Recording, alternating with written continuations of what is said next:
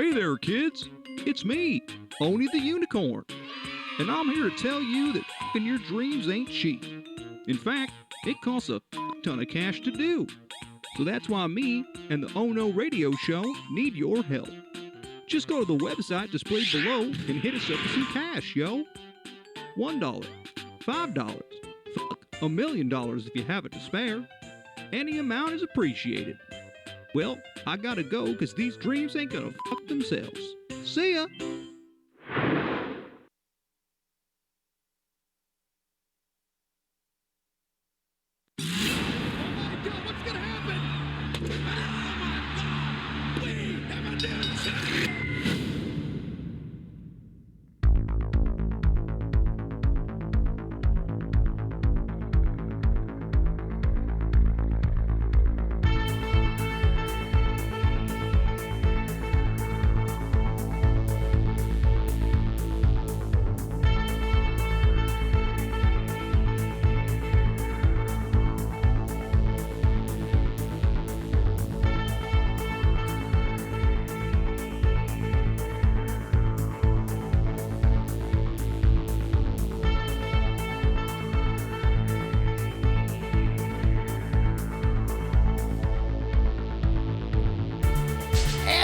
Welcome back once again to another edition of the Oh No Wrestling Podcast.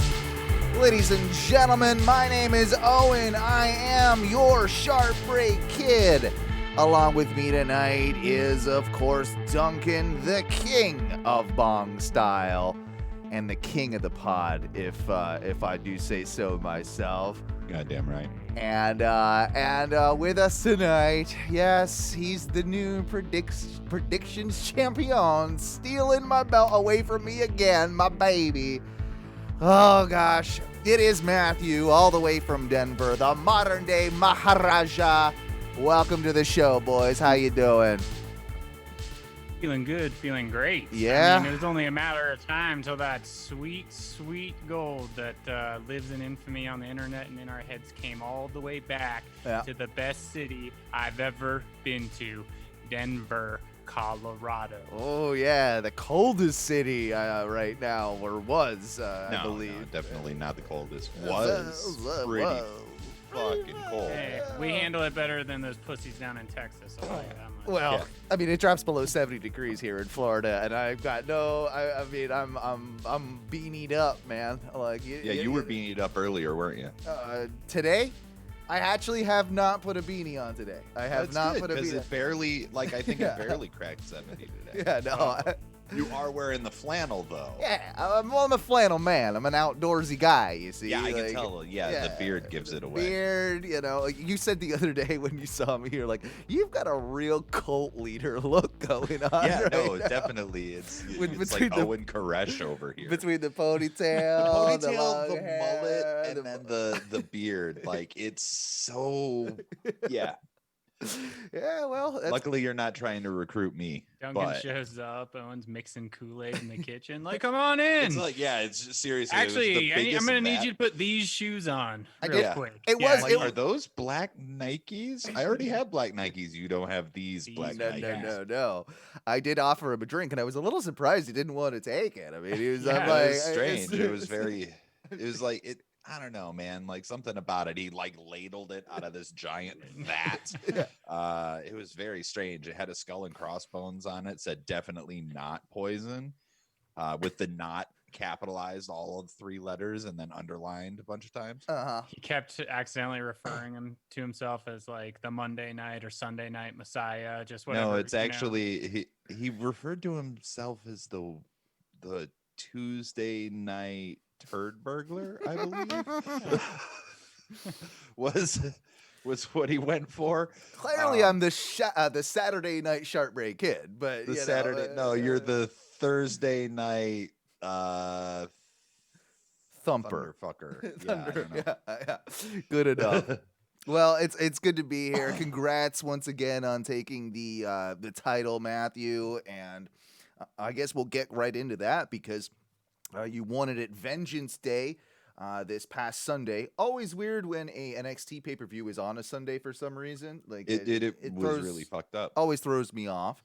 But our good friend Duncan here was lucky enough to attend the event. Yeah. So wanted to kind of get the backstage scoops on everything that you saw and just your overall thoughts on the pay-per-view in general. Well, I arrived and parked in the exact same parking spot that we were in Nice. when we went, and there were I wouldn't say significantly, but there were definitely more people in line. Like I was a little bit further back. What do we estimate at the last show? Maybe 60 fans, somewhere in there? I'd still say it was probably about that. Okay. Like, it didn't seem like... Did they do the whole COVID testing thing again, or are they done with that? No, they still did it. Still did the COVID testing. It felt more last minute than... Like, not as far as like the scheduling of the test, like that all went fine, but then it was the confirmation of the test that like took forever. And then you didn't know until a couple hours before the event, like if you're going or not type thing. It was the confirmation for my appointment to get the test. I see what you're saying. So like, I think I got it the evening before I was supposed to be there at like 11 o'clock in the morning. Drove up. There was one other car that was already like getting tested. Oh, that's always nice. Dude's like in and out super fast. I will say this time they did not go nearly as deep with the nasal swab. Yeah, I was like, I have swabbed my own nose deeper than that. You got to keep the numbers down, you know. Yeah, I know. We're in Florida. It's just kind of whatever. Yeah. Flatten that curve any way possible, boys. NXT numbers, send them through. So last time I got COVID tested, I will say they did the throat. What? Yeah, they did the throat. You can do that now. Like, it's still it's like 15, and it's like it's not fun. I think I would prefer the nose, to be honest with you, before the throat. I think I might throw up. I got a bit of a gag reflex. There was some gagging. That was at like the first like 5 seconds. I was like, all right, I'm going like, fuck, 10 more. And then you're like, yeah, whatever that little thing is on the back of your throat. I'm like, you hit that lady. Come on. But you Mike Tyson that thing. So yeah, I got maybe a few more people, but about the same. Yeah, maybe a few more, but I don't know. I was in a different position. Somebody had already sniped our good pod. Our sweet pod. I know. I was like, oh man. I think it's the smallest pod too, in like the whole thing. Like it seems like it's made for 2-3 people. Like we got really lucky our first time going to not be able to, to be able to snag that. Well, it was also a little bit different too, and it kind of got screwed up because when we went, they just had the one table. Right.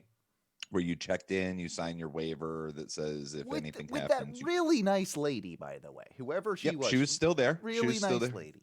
Very nice.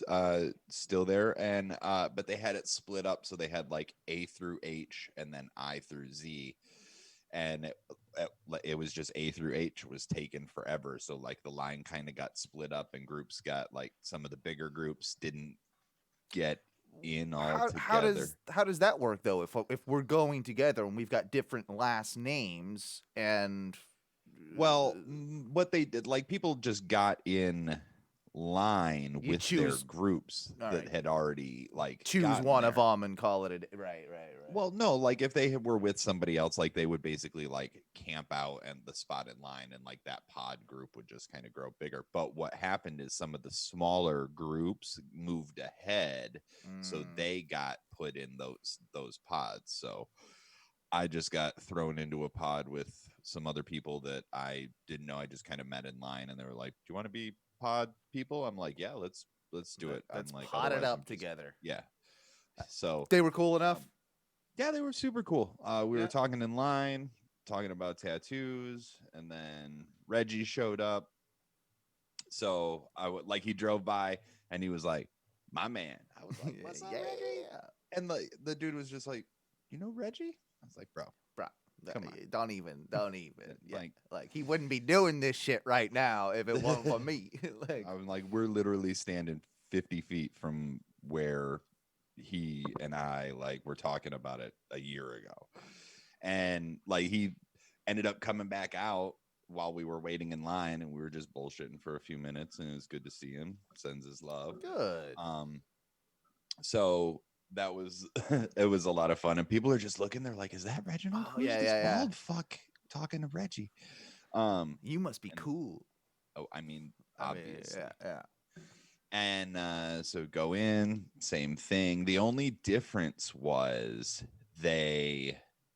once the pods were full, they put the little plastic chain across it so that they wouldn't. They're like, we don't want any more people in this pod. Oh, so, interesting. But you could still leave and go to the bathroom and everything in the same way if you wanted to. You could step over it. Like, it's not like wasn't going to stop anybody. But it was just like a visual deterrent of like no more people in this pod, I guess, is the idea. Interesting. Yeah.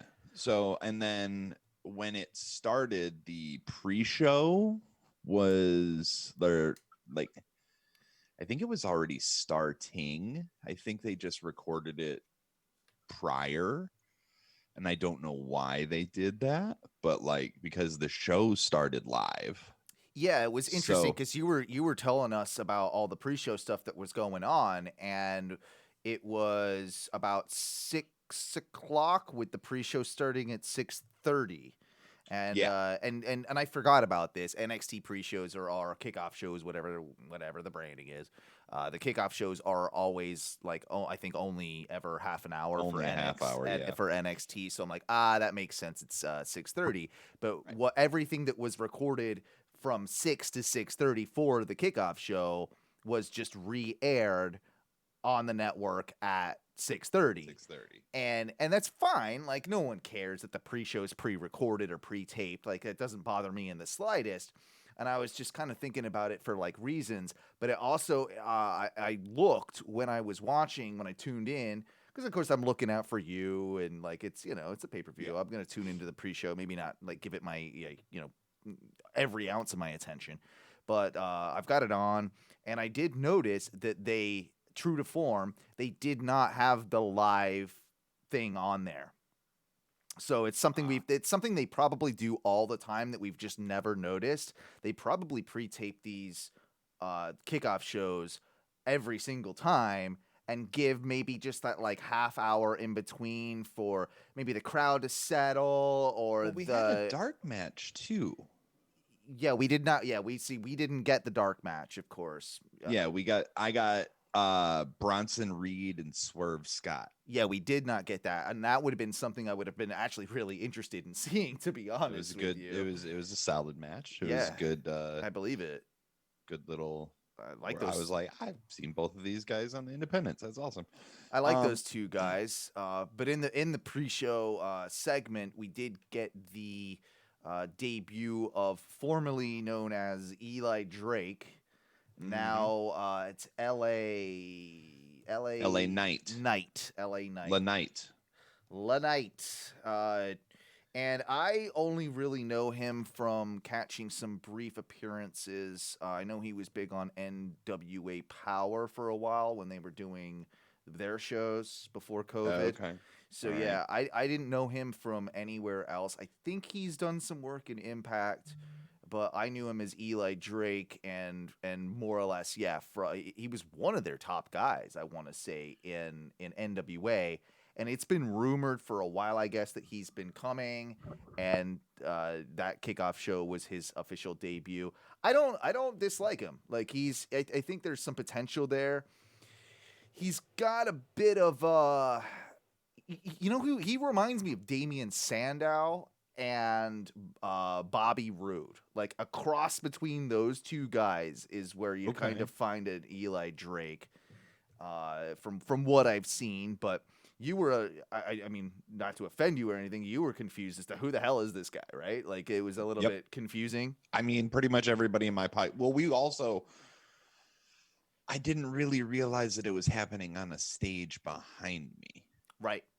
So it was happening on the stage that Dexter Loomis was popped up, where they had the lighting console and everything. Correct. Yeah. And then they were up there, and I didn't really realize it. I'm like, why do I hear Sam Roberts' annoying voice? So do they pipe I that ask through? myself anytime I hear Sam Roberts' voice. That's what I'm saying. That. Like, I fucking hate. I Sam Roberts. don't hate him. I've got a soft That's spot. fine. I've You got a don't have soft to not spot. hate him. I will still continue to. That's fine too. But did they pump like- that audio of them, like their microphones, through the PA of Yes. the arena? And Yes. okay, so that's interesting. So you can hear it, but you're not necessarily. No one's looking in that direction, which is a little bit odd. So you kind of have to turn away. No, everybody was turn looking at your their back. phones because nobody gave a shit Yeah. about the douchebag from Barstool Sports and Sam Fuckface Roberts. Yeah, I'll take Sam Roberts over that guy any day of the week. Dude, to be fuck honest, Barstool. Yeah, that's true. I'm just saying.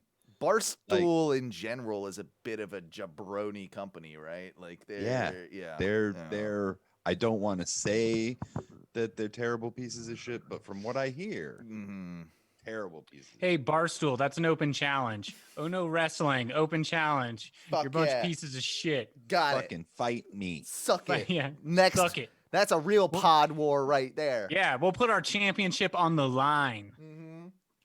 Yeah. Yeah. Us three Suck versus it. like whoever you got.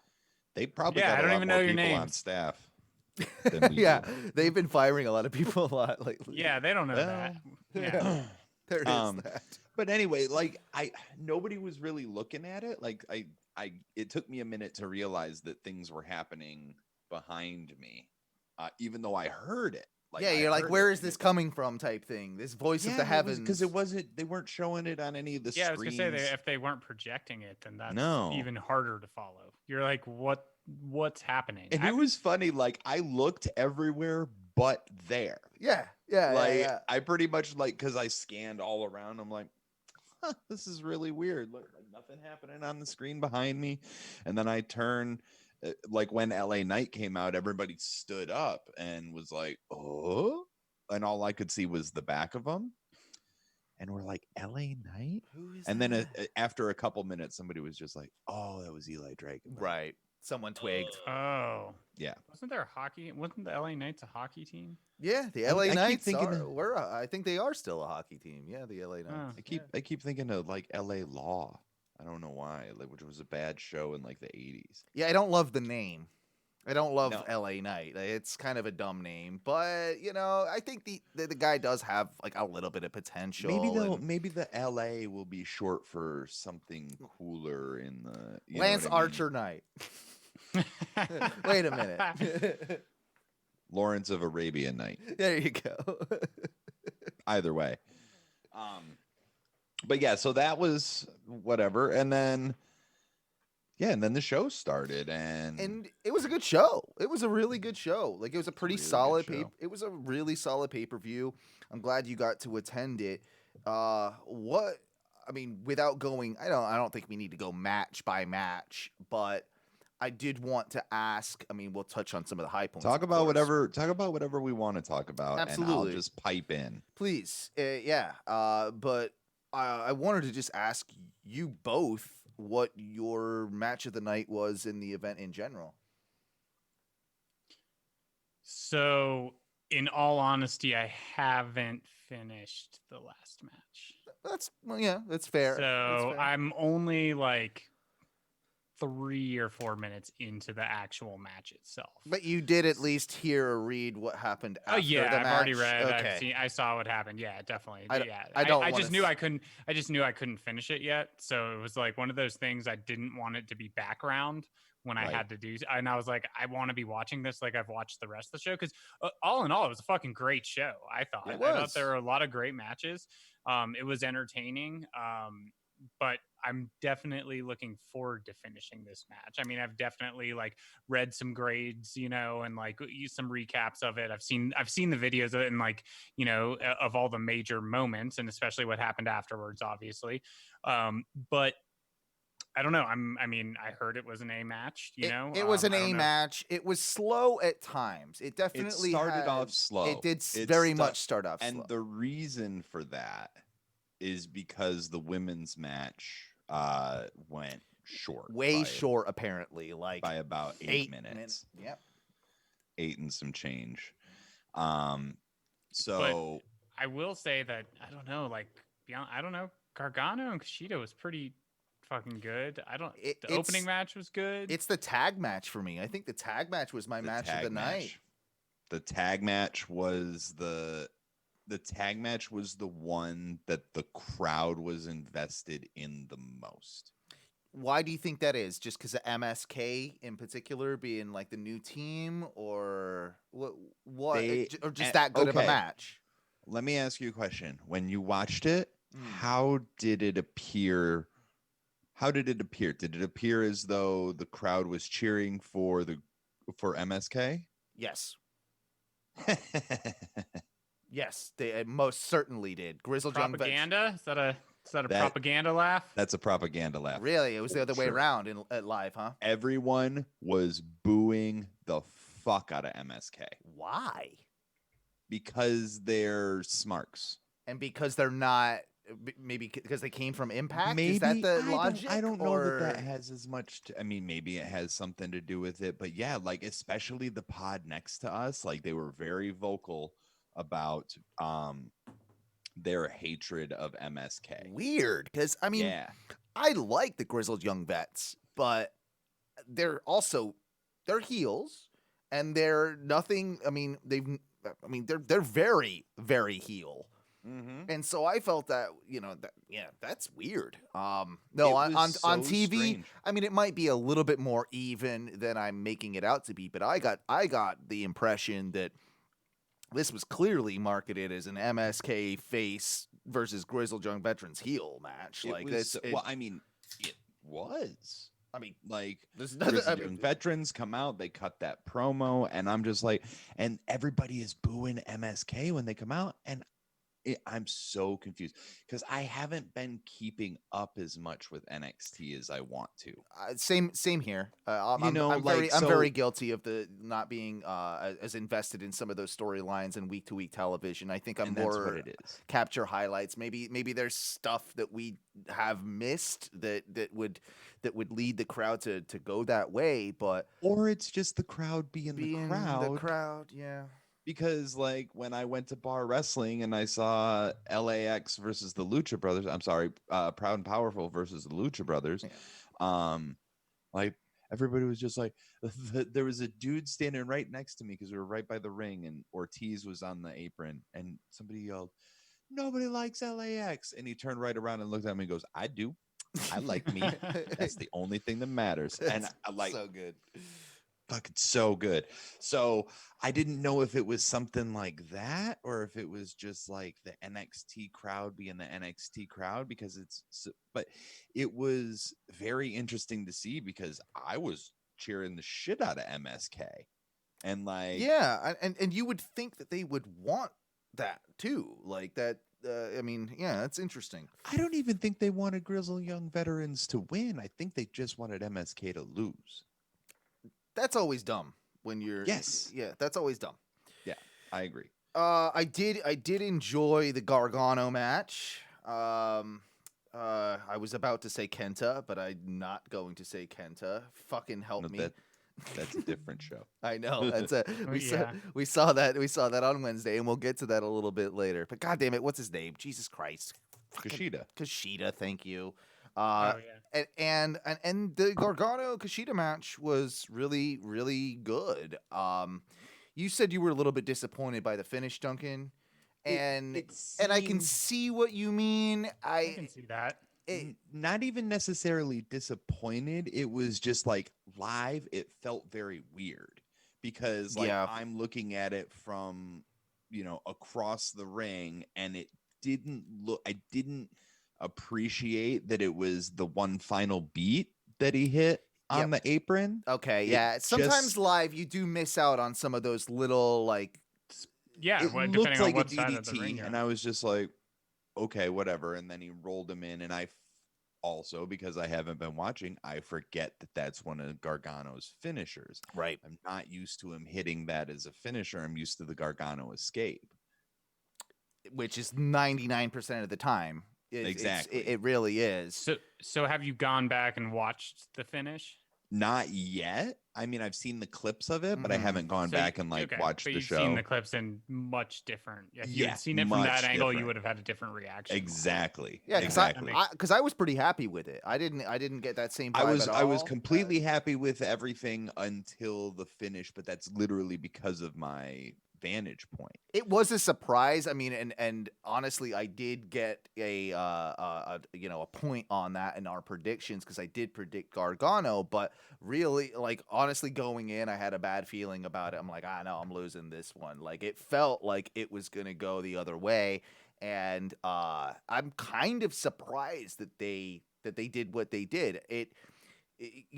The logic from the week before that you had is it's like, no, this is like a perfect time, for Gargano to drop it, to push this, and I guess I kind of failed to see that, especially, me, like we said, not being particularly familiar with NXT or following the storylines, but at the end of the day, it was a Gargano victory, and I think that's going to play, like, this one doesn't feel like it's over, especially with kind of like the weird. Yeah. What was the weird Austin Theory stuff? He went like missing or something. Like what is going on with that? Because I don't know. I'm a little confused. Here's what happened. What happened is that on TV you see Dexter Lumis reach out and like chloroform him and grab him and drag him off. Correct. Live, didn't see any of that shit. All I saw was the way come out, and then it looked like Johnny went for his pose or whatever, and it looked like there should have been pyro. So in my mind, I'm like, is there a pyro botch? What's going on? And then it looked like he sent Candace and Indy back to backstage to check on it. Okay. Yeah, and I thought for sure that there was going to be some sort of like pyro screw job that was going to lead to, like, you know what I mean? Like, I thought for sure later in the match that there would be some sort of like pyro thing that would happen that would cost Kushida the match. Or distract him or something involving. Yeah. Yeah, exactly. So I had no idea that Austin Theory got Lumis napped. Okay, yeah. I probably was taking a bathroom break when that happened or something and missed that completely. So that makes a lot more sense now with the Dexter Lumis thing.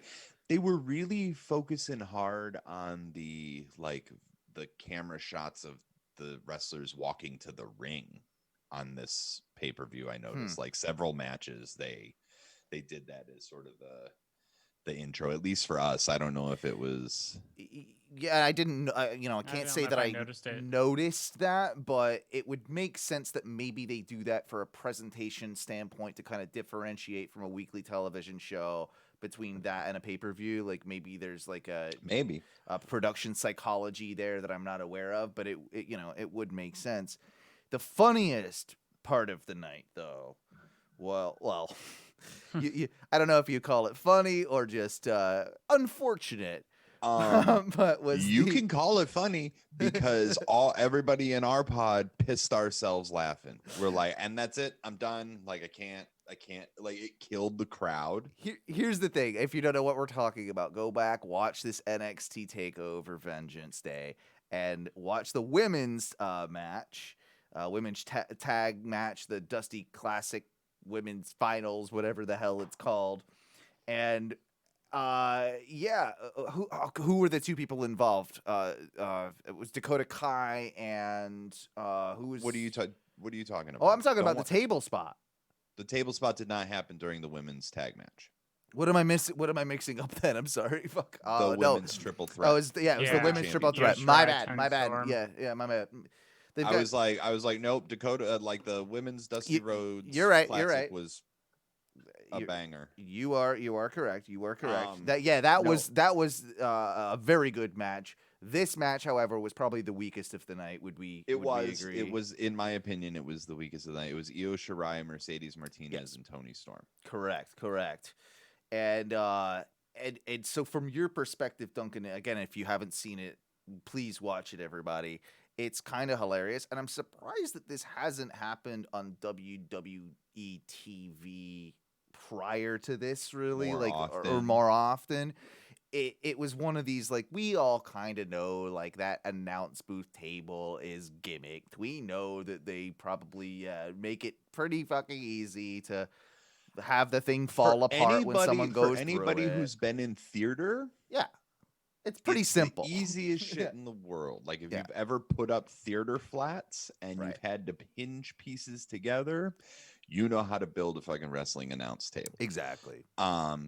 If you've ever used anything with a bent nail to hold it in place, or like an almost an Allen key. Yeah.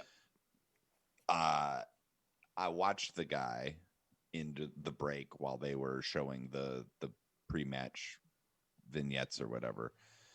Like I saw the dude underneath the table come out and gimmick it. We saw it the previous last month. Like we saw him, kind of set it up so that this is gonna happen. Well, all you do. Hate to ruin the illusion, guys. Yeah. But, okay. Spoiler alert. Insert fuckery here. I don't know what you want from me. If you pull the little pins, the desk will, the way it's put together, it will stay until something disrupts it. Yeah. So that's why you typically see somebody will hit and then like a split second later it'll give. Yeah, yeah. So what had happened was you had a good view of this live too, right? I had the best view of this live. Like I literally was looking right at the announce table. They have that lighting truss that's sort of there holding everything up, and I'm looking straight like beyond that. And I watched Tony Storm during the match pull off the front cover that says Vengeance Day, throw it to the side. I was like, yeah, this is going to be awesome. Yeah, it's going to happen. Tosses one monitor. Hell yeah. Looks at it, and the whole fucking thing collapses. Yeah, someone farted. Someone farted near it. Wade Barrett, I blame you. Yeah, right. You're. He's like, oh, I've got some bad news. Some bad gas. Some bad gas. But it your Wade Barrett is pretty good, by the way. Could I tell you? Is that? it? Yeah, I like your Wade Barrett. I didn't know that. I like your Wade Barrett. All right, I appreciate that. I can't do it other than saying I've got some bad news. That's literally all I can say. But yeah, and like, dude, the look on Tony Storm's face, she was so pissed. Oh, I bet. That's a big spot for her too. Like, and it it's probably it was. I think it was gonna end up being because they had another truss ratchet strapped to the truss. So the truss that Io Shirai climbed up. Was ratchet strapped to the lighting truss, and like that's not normally that's yeah. So it was that designed was for the spot, so she was probably going to jump off that truss onto the table type thing. Onto the table, and Tony Storm probably would have gone through it. I would imagine. Best guess. Yes, that sounds about right. Do you think that's a big reason why the match was cut so short?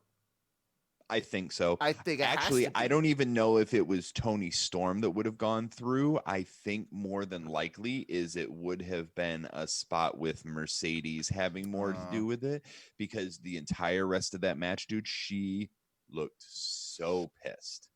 Like, and she was hardly involved at all. They probably had to call the thing from that point and just and make some shit up, and that's probably why it didn't go the way, as long as it should have gone, which is really interesting. And that brings us, of course, now to really the main event. We mentioned previously the women's tag match was really good. Very unexpected to me that it's Dakota Kai and Raquel Gonzalez. Raquel Gonzalez. That's going to be really interesting with them having a main roster. They were not the two that I would have picked for that, and that was the reason I had my pick. And that's nothing against either of the competitors. Gonzalez, I think they see a lot in her. I can definitely see them, doing more with her main roster wise in the future. Dakota Kai is great in her own right. Not gonna deny it. But you just, like, for me, it was just like, come on, it's Shotzi. Like, it's Ember and Shotzi. It's Ember and Shotzi. Like these are two very marketable individuals. And that was just surprising to me. It was a banger of a match. I wonder if it's just because Ember's been up there recently before, Yeah, and is now could be. back. You I know, mean- and I'm not saying that Shotzi's not deserving of it. I mean, obviously she's in the women's rumble, but I think, you know, I wonder if they think because they've had some successes like that, maybe Ember coming back and teaming with her causes just a little more eyes on the NXT product at this time right now. Yeah. Helps get just that little bit more of main roster audience to NXT, a little bit more on Shotzi, and then they're just going to pull the trigger a little later. And I'm saying like later as in a month or two, Mania Maybe. season, Maybe. night after Mania, Right after night Mania. after Mania. That makes sound that right. makes I sense. feel like that's probably likely, and I think that what they're going to try and do is they're going to establish Raquel as sort of like a dominant force on the level with Shayna and Nia, There so you that go. they have another like. Well, they need big, to do strong. They have to do more with the women's tag team division in general. So if that's what you're saying, and that is true, Duncan, I hope that's true. I hope it's true too. Like that would be extremely helpful. That would. Yeah, I mean, I would definitely. I would love for that to be the case. I don't know that that's the case, but that I could see that being the case. So, and Dakota Kai has a lot of personality, and ever since she turned heel, it's just like, oh, there's a lot more there. Shit, okay, a lot more there for sure. Yeah, there's a lot they can work with. We'll move to the main event of the evening. I know you said you haven't quite finished it yet, Matthew, but one of the big, obviously Pete Dunn versus, Finn Balor.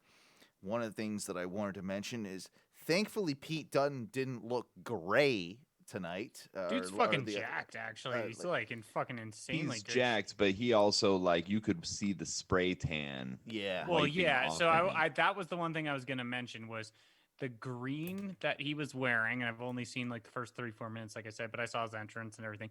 The green he was wearing when I saw him doing a couple of the moves, the spray tan and the lights, like it wasn't like gray, but it was almost a little. It was weird, but it wasn't nearly like as bad as what we've. A little bit of the sea, came from the sea a little bit, like a secret, like a little. Got, like his, yeah, the sea yeah. creature like was his like great grandfather or something. He's still got a little bit of that shit in his genes. Like he grew up in some sort of weird Lovecraftian sea town. Yeah, like, exactly, right? monster. And like kind of ditched the steampunk to become a bruiser. So he right? he looked more green than he looked gray this time around, I guess. Yeah, but so he didn't. At least he didn't look. It didn't look sickly to me. Whereas the last time that we saw him with that, like with the like, yeah, he I looked, don't remember what it was, but like rough. he looked bad. But I think a lot of it, and I saw his reactions. I actually looked after that podcast into it, and I saw like he had said like a lot of people said that I'm like looking horrible and like looking, and then he had you pictures got lupus, of himself, bro. And then he had pictures of himself. He's like, I dropped this much weight, like he's like, but he like cut, and then he was like, this is what he was like, I'm actually in the best shape of my life, and he actually looked way better last night. He did not look sickly, which I think because he lost so much weight, kind of like that probably added to it. That probably added to the bad spray tan but regardless, or whatever. He's like, I don't know. He looked good. But he wasn't. I don't know. I still think when he said he lost weight, I'm like, when looking at him now, I'm like, I mean, it looks like you're doing fucking like P90X or something, dude. Yeah, like, that's what it looks like. You're probably you doing like that cut and shred. DDPY, fucking just like kind of like as a bruiserweight, like a little bigger throat. You had like a little bit of cut, but you could toss that weight around. Fucking brawl. This might be an unpopular opinion with you guys, but I actually kind of prefer him with a little bit more weight on him. I think it That's fits. What I was kind of saying. As a bruiser, the bruiser weight makes more sense to me. Just in regards to the character. I mean, like he's still Pete. He's amazing at wrestling and what he does. So I can't knock any of that. Just as in the believability factor of a character who's like, I want someone with just like a little bit filled out, like I'm gonna, like I could slam a bunch of beers with you and fucking I'll punch you in the countryside. The British, the British hooligan vibe as well that he kind of has. Like it's all kind of fits into that. And kudos on him for getting ripped, I guess. But I I go back and forth on it. I'm kind of on the mindset with you. Like it's no, just give him let him have that extra 20 pounds or whatever it is. I don't think they are the ones that told him I think it was No. quarantine. That's probably You on get him. bored. Yeah. You get Yeah, bored. I think You he gotta was start exactly fucking bored. working out because even more. WWE isn't really just like, hey, fucking get your shit together unless you're a woman. well, yeah, obviously. Yeah. Or unless you're really Sloppy. getting out of control. Yeah. You know, trying to think like when Undertaker was all beer bloated as biker Taker and he just wasn't doing anything. It's just I need a motorcycle to the ring. Yeah, goddamn kid, I fucking gotta ride the bike to and from this fucking thing. I definitely, there's others I'm sure that are prime examples. I mean, we could say Yokozuna. I mean, we talked about that whole documentary the other week, but that's on a different level. Let's be real. Yeah, and then we could go the opposite direction. We could talk about how bad Lex Luger looks. Oh, geez, yeah. We did talk about that, or we mentioned it in passing, but he does. Yeah, I mean, look, but it'll never not be a thing. No. We can also talk about what an asshole Greg the Hammer Valentine is. Look, there's all sorts of things we can talk about on this show. Don't you mention my best friend Greg the Hammer Valentine. Greg the Hammer Valentine was about to put you in the figure four and fucking break your goddamn leg. He was if we had walked past him one more fucking time with recording equipment and microphones and not interviewed him, they're like, you talked to fucking Brutus the Butcher? Are you fucking kidding me? No, he's the one that we refused to talk to. Brutus the Barber. We're going to spend 30 minutes talking to Glacier. Literally, the second Owen saw him and then looked at Duncan, it was like, nope, fuck that. No, yeah, don't even look in his direction. Exactly. Pretend he doesn't exist. Not doing it.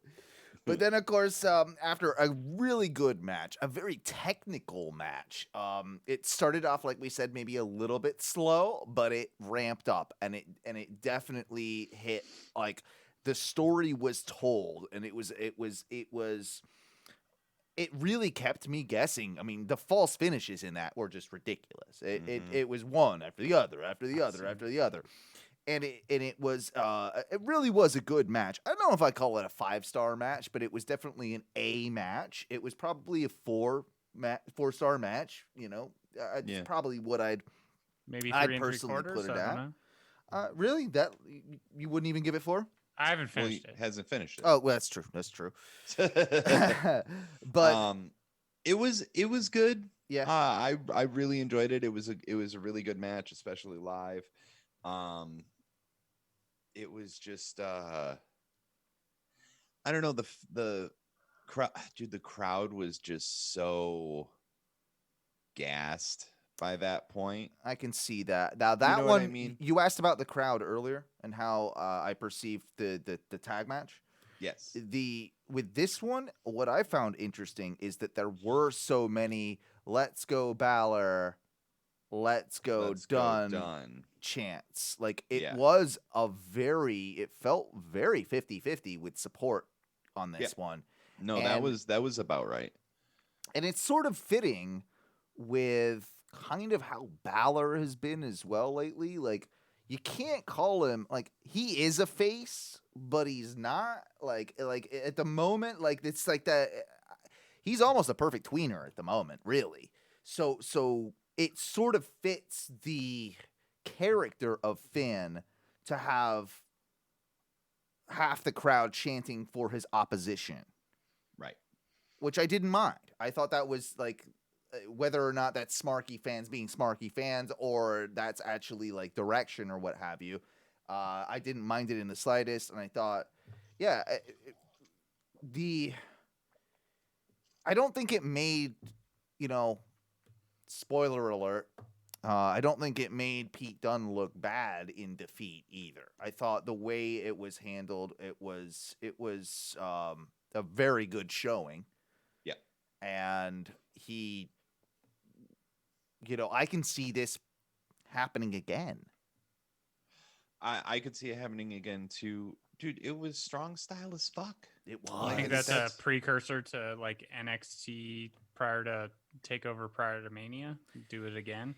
I don't know, because I wonder if they're gonna, because they want to put the NXT title on WrestleMania. Yeah, I don't know that we actually even get a Takeover, because think about it. We've got a 2-day event with Mania. That's We've got Saturday Saturday and and Sunday. Sunday. So what do? You throw like Friday SmackDown. I mean, what do you know, like, unless they run it Bring it after to a Saturday SmackDown. morning, baby.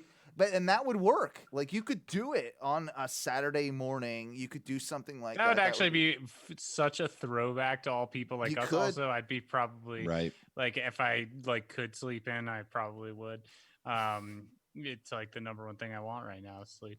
But it's but it would be fucking great to wake up on a Saturday morning. Think about that. Not even like a Sunday, like a Saturday morning, and know that like all day long is like you're gonna watch an NXT takeover on Saturday morning.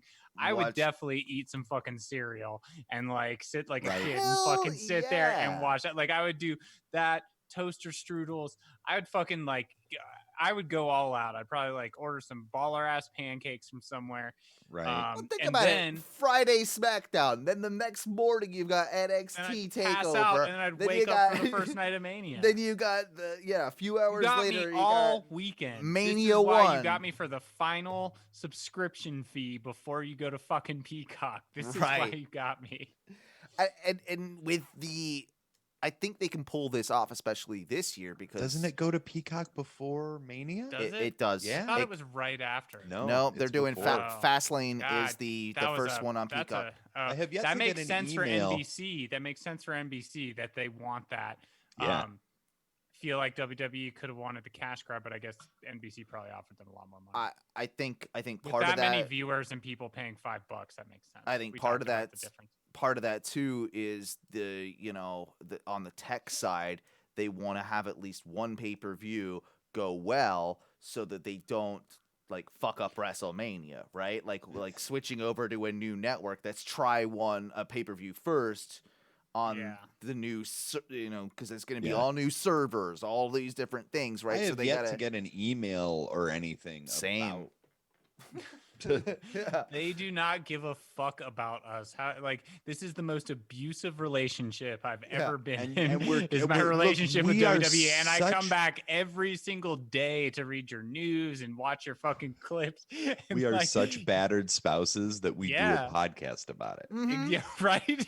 we're like, I really love it. I really do. Love For it. as much as I talk shit, I fucking love it. It's our wrestling therapy session. Is basically what it is. It really is. If it wasn't for Reginald, Jesus Christ. You think they might give us a heads up at some point, right? And just be like, yo, this thing that you've paid for years and you've subscribed to and you've been a loyal customer, just so you know, that's going to go away.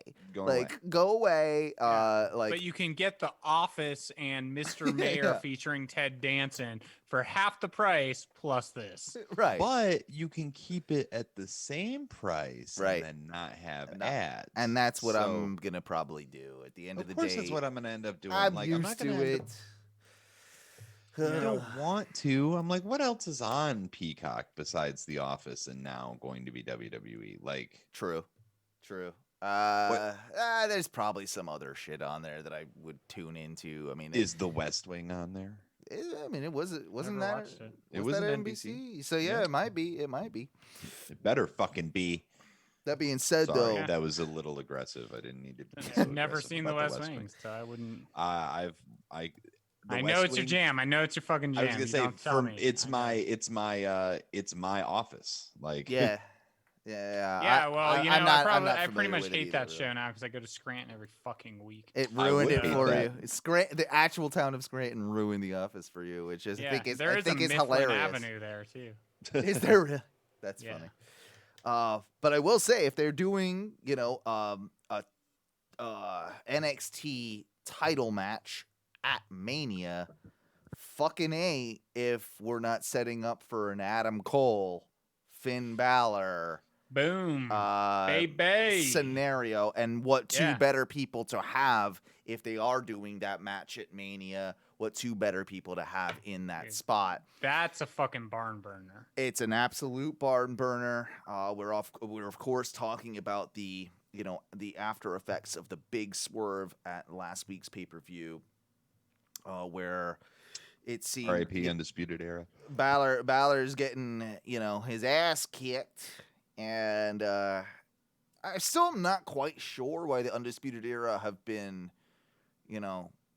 helping Balor and been buddies with Balor for the last few weeks, but they have been, and so naturally, when Balor's getting his ass kicked, Undisputed Era comes out.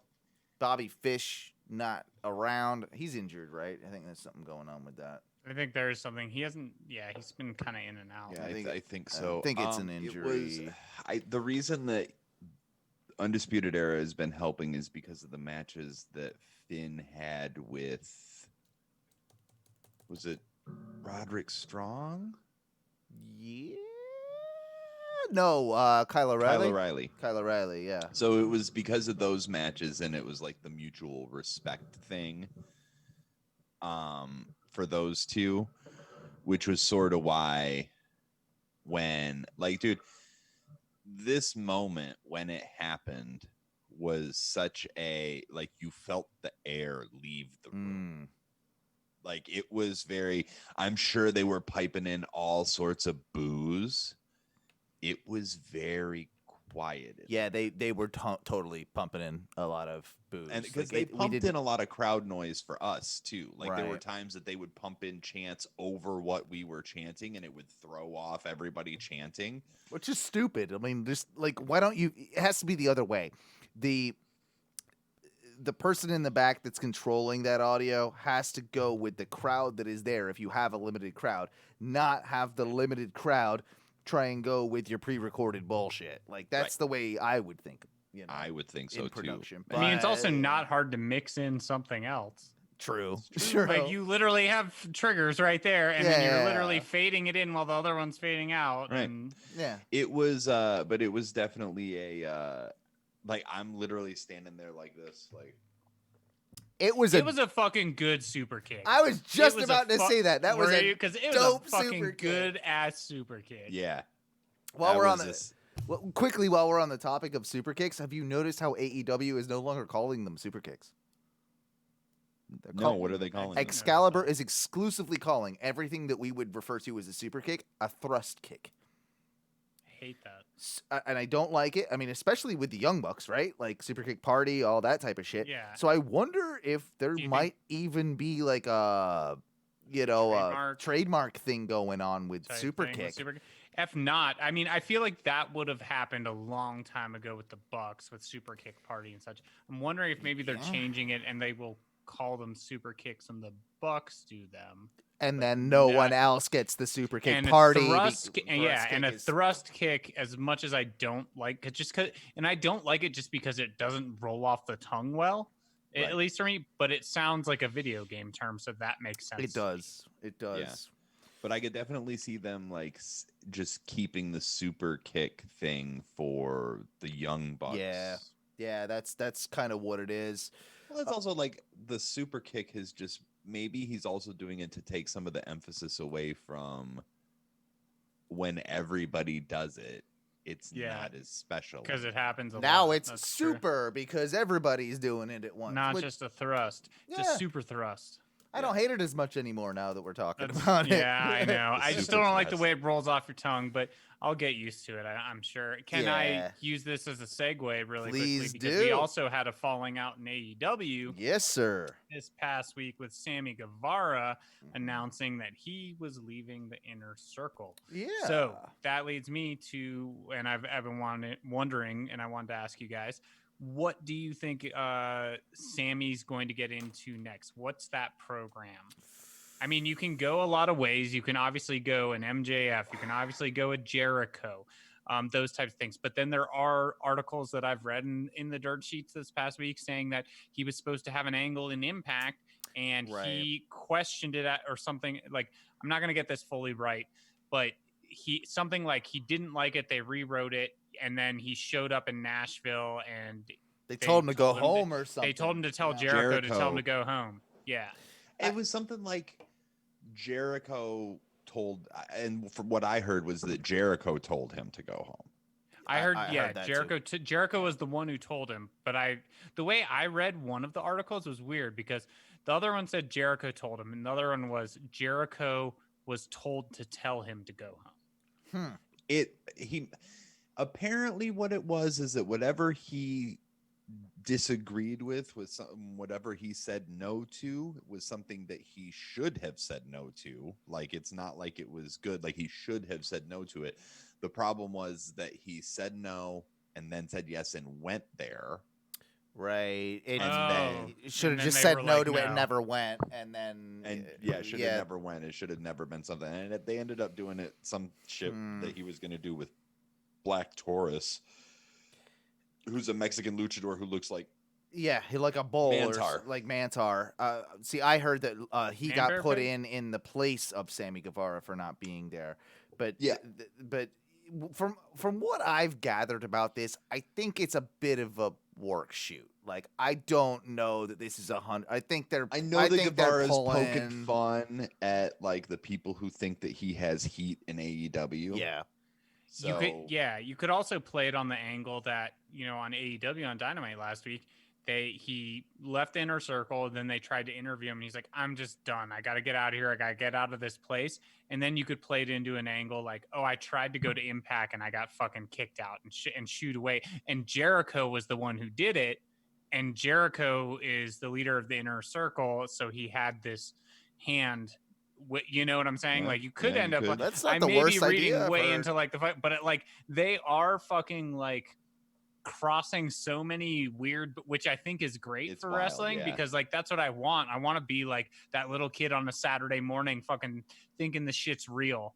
I want to like read into this and like just suspend my disbelief a little bit more because the whole world's on fire. I'd fuck with Sammy Guevara and Rich Swann too.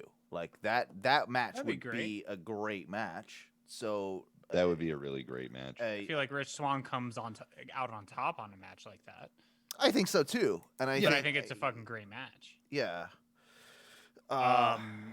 There were one or two other things, at least on the Dynamite. I wasn't sure. I don't know what else you guys think about if we want to keep talking Inner Circle and that happening, but I did want to talk about at least or get your opinions if you've watched it on the main event. Just real quick, if it has nothing to do with Impact, I would say that your assumption of, Sammy and MJF is a great feud. Like that obviously works out. There's a lot that you can do there, especially with Sammy quitting the Inner Circle, then having a match with MJF, and then having like sort of the dilemma with a Jericho, for instance, as to who he like at the end of a match. Maybe there's a chance to screw one or the other, or who like he might choose to and maybe even Jericho screws MJF and goes with Sammy, then doing the whole Le Sex Gods thing that they've done in the past.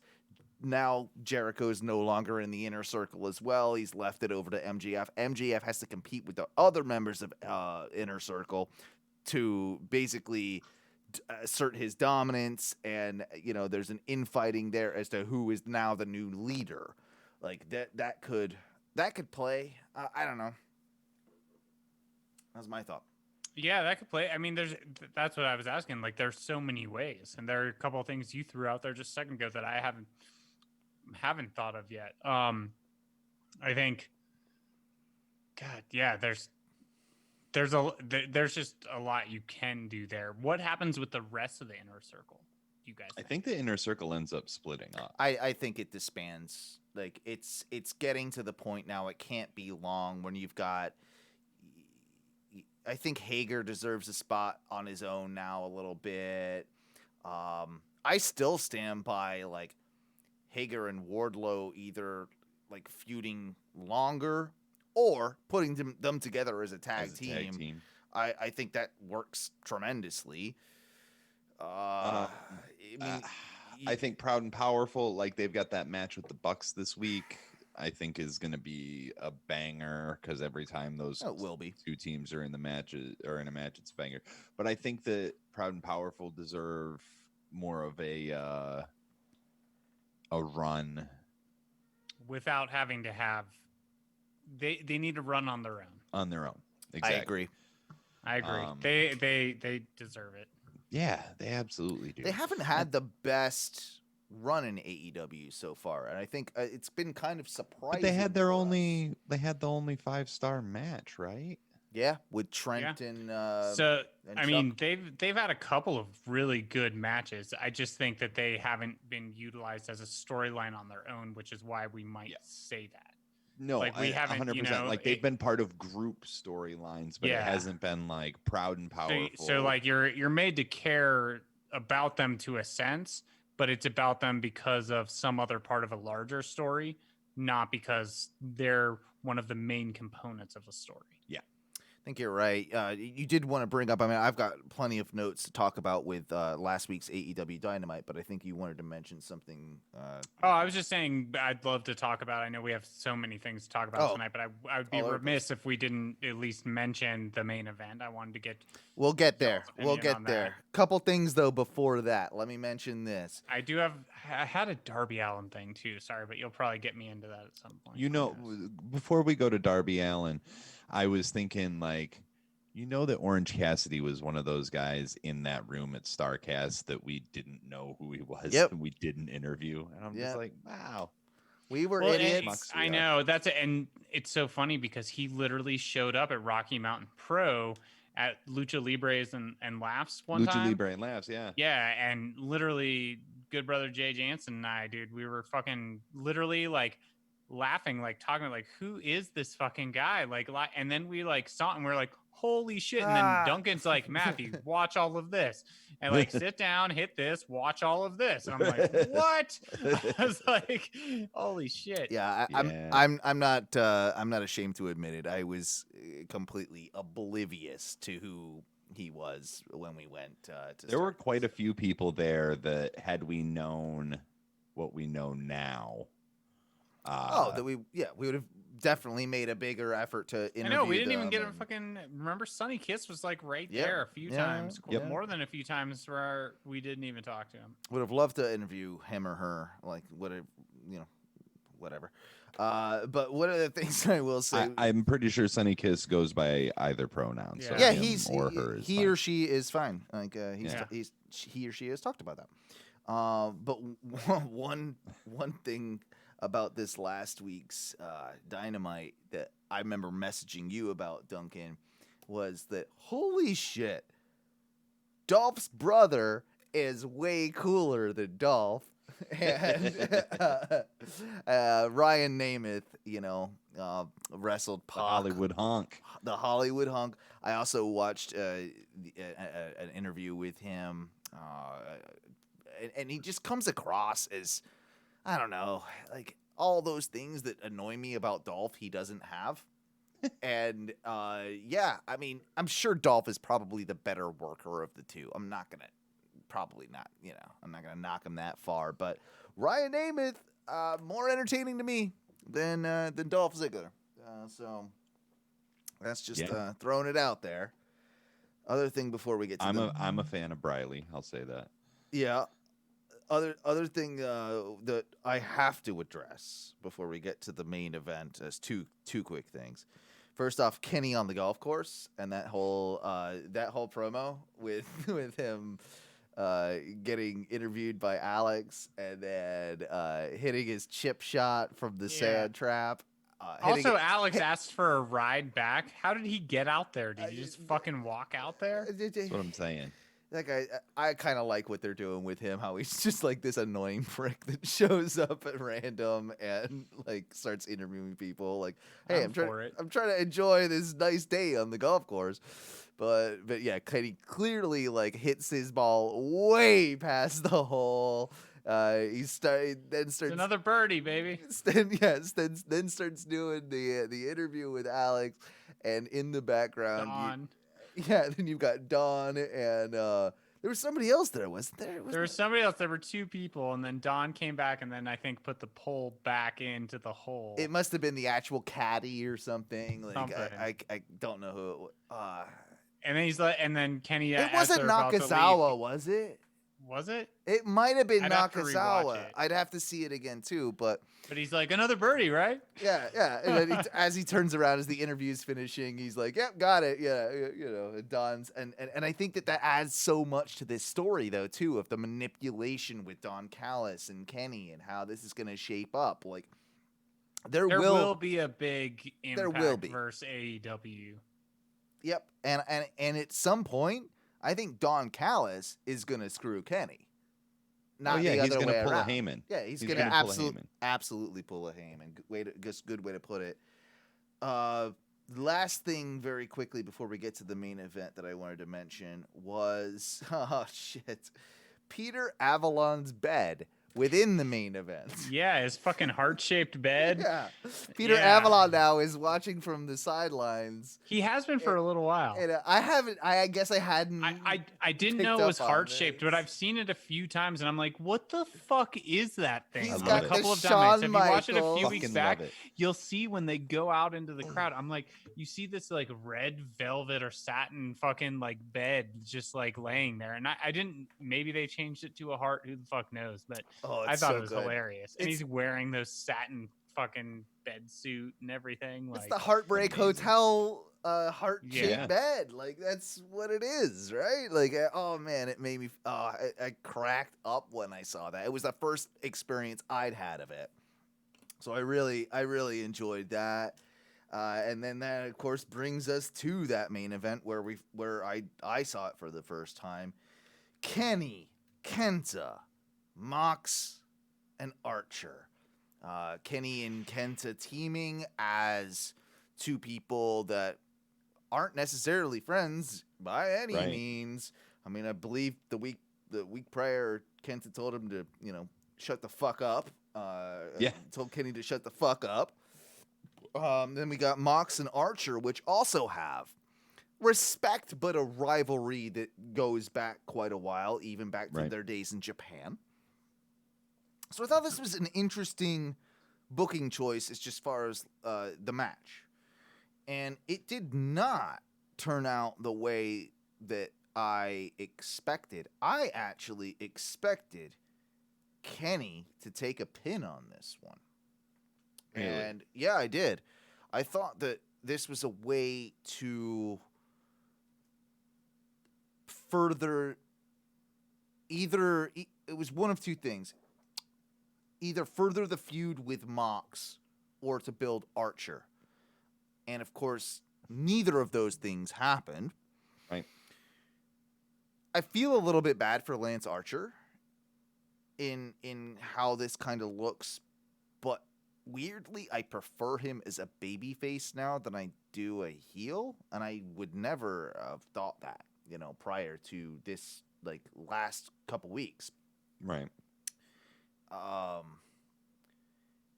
The interactions were good. I like how Kenta was pushing Kenny out of the way to get, at Mox. Like, I liked a lot of that work. I liked a lot of that stuff.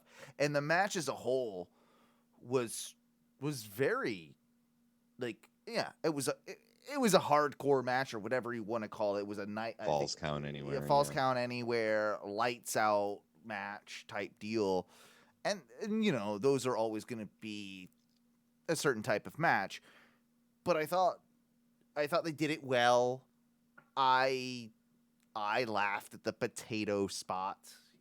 Potato spot was funny. That was good. That was a nice inside joke. And I know Jim Cornette had a mini stroke while watching that. But, that type of thing. And that's the sort of thing that we like with AEW is that they can, they could throw that odd thing in there that's for, the more snarky fans, if you want to call it. You say, though, that, you expected Kenny to take the pin on that, and I was just like, I don't think Kenny takes a pin for a really long time. Yeah. Well, you might, and then I guess you couldn't really have Kenta take a pin.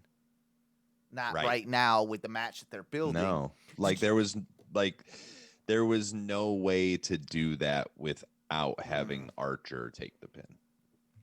Yeah, and the way they did the finish, it's obviously false, no DQ, falls count anywhere type deal. So you do get the Good Brothers coming in, helping Kenny get. I thought it was kind of humorous actually, helping him get Lance Archer up. Yeah, to do the One Wing Angel. Well, and if you listen to the commentary too, it was like, it's taking 4 men to get him up. I'm like, there's only 3 men in the ring there helping. Who said that? Was that Excalibur being Excalibur? I don't know who it was. I just remember hearing it and being like, what? I was like, and I almost rewound it, but you can't point out every botch. But it was a long match. But it was a long match. It kept my attention though. Yeah, it kept my attention. The spot that Kenny took on the ladder looked like it fucking hurt. That one looked like, and his back was really red after that. And the trash can spot was super cool. Yeah, that one was cool. What do you think though? Like, I don't know about all of that match, and like, I mean, there was no sort of like, I guess it didn't seem like they were working as a team. No. They were just on kind Kenny of put and Kenta's together. side, or yeah. Well, I'm Kenta, kind of on both, really. Yeah, kind of on both. But I think that's by design. I think that's absolutely by design. So you can have a Kenta Kenny match down the road. Like, well, what did you think of the Kenta's Bullet Club history on AEW? During that match, and knowing that this is a different match than just a straight wrestling match, because if it were a straight wrestling match, in all honesty, and like, I guess I asked your opinion, now I'm giving you mine, but yeah, I would have wanted a little bit more out of him. On pure wrestling, yes, but that's probably why the stipulation was what the stipulation was to kind of, because when he has his match, it's gonna be a fucking banger. I think that's the reasoning. They don't want to give away the store. Yeah. Did you see that they gotta keep him coming back? They put that match, like we've talked about last week, about the Forbidden Door and all this stuff and how it seems to be opening more and more and more. But just the fact that New Japan World, its streaming service, actually put that match, were allowed to put that AEW Kenta match on their streaming service. No, I didn't know that. They made a deal that match was on, and it's already been uploaded. I've seen posts about it. So people that are new Japan, and this is big for I believe Japan, because it's very hard for them to get AEW coverage in Japan. So this is kind of a huge, like, that's a real nice, like, crossing of that bridge, or that Forbidden Door being walked through, or whatever. And speaking of the Forbidden Door, didn't AEW file for that trademark? They did. I saw that. I would not be surprised if Forbidden Door is the name of the big multi-promotion the pay-per-view. Event. Oh, that's a dude. Well, I'd fuck with that. I'm already in. You just gave me like a goosebumps. I gave you a half stack. I know. Yeah. Sorry. Mm-hmm. Well, and I mean, this kind of leads into how things are getting cross promotion and such.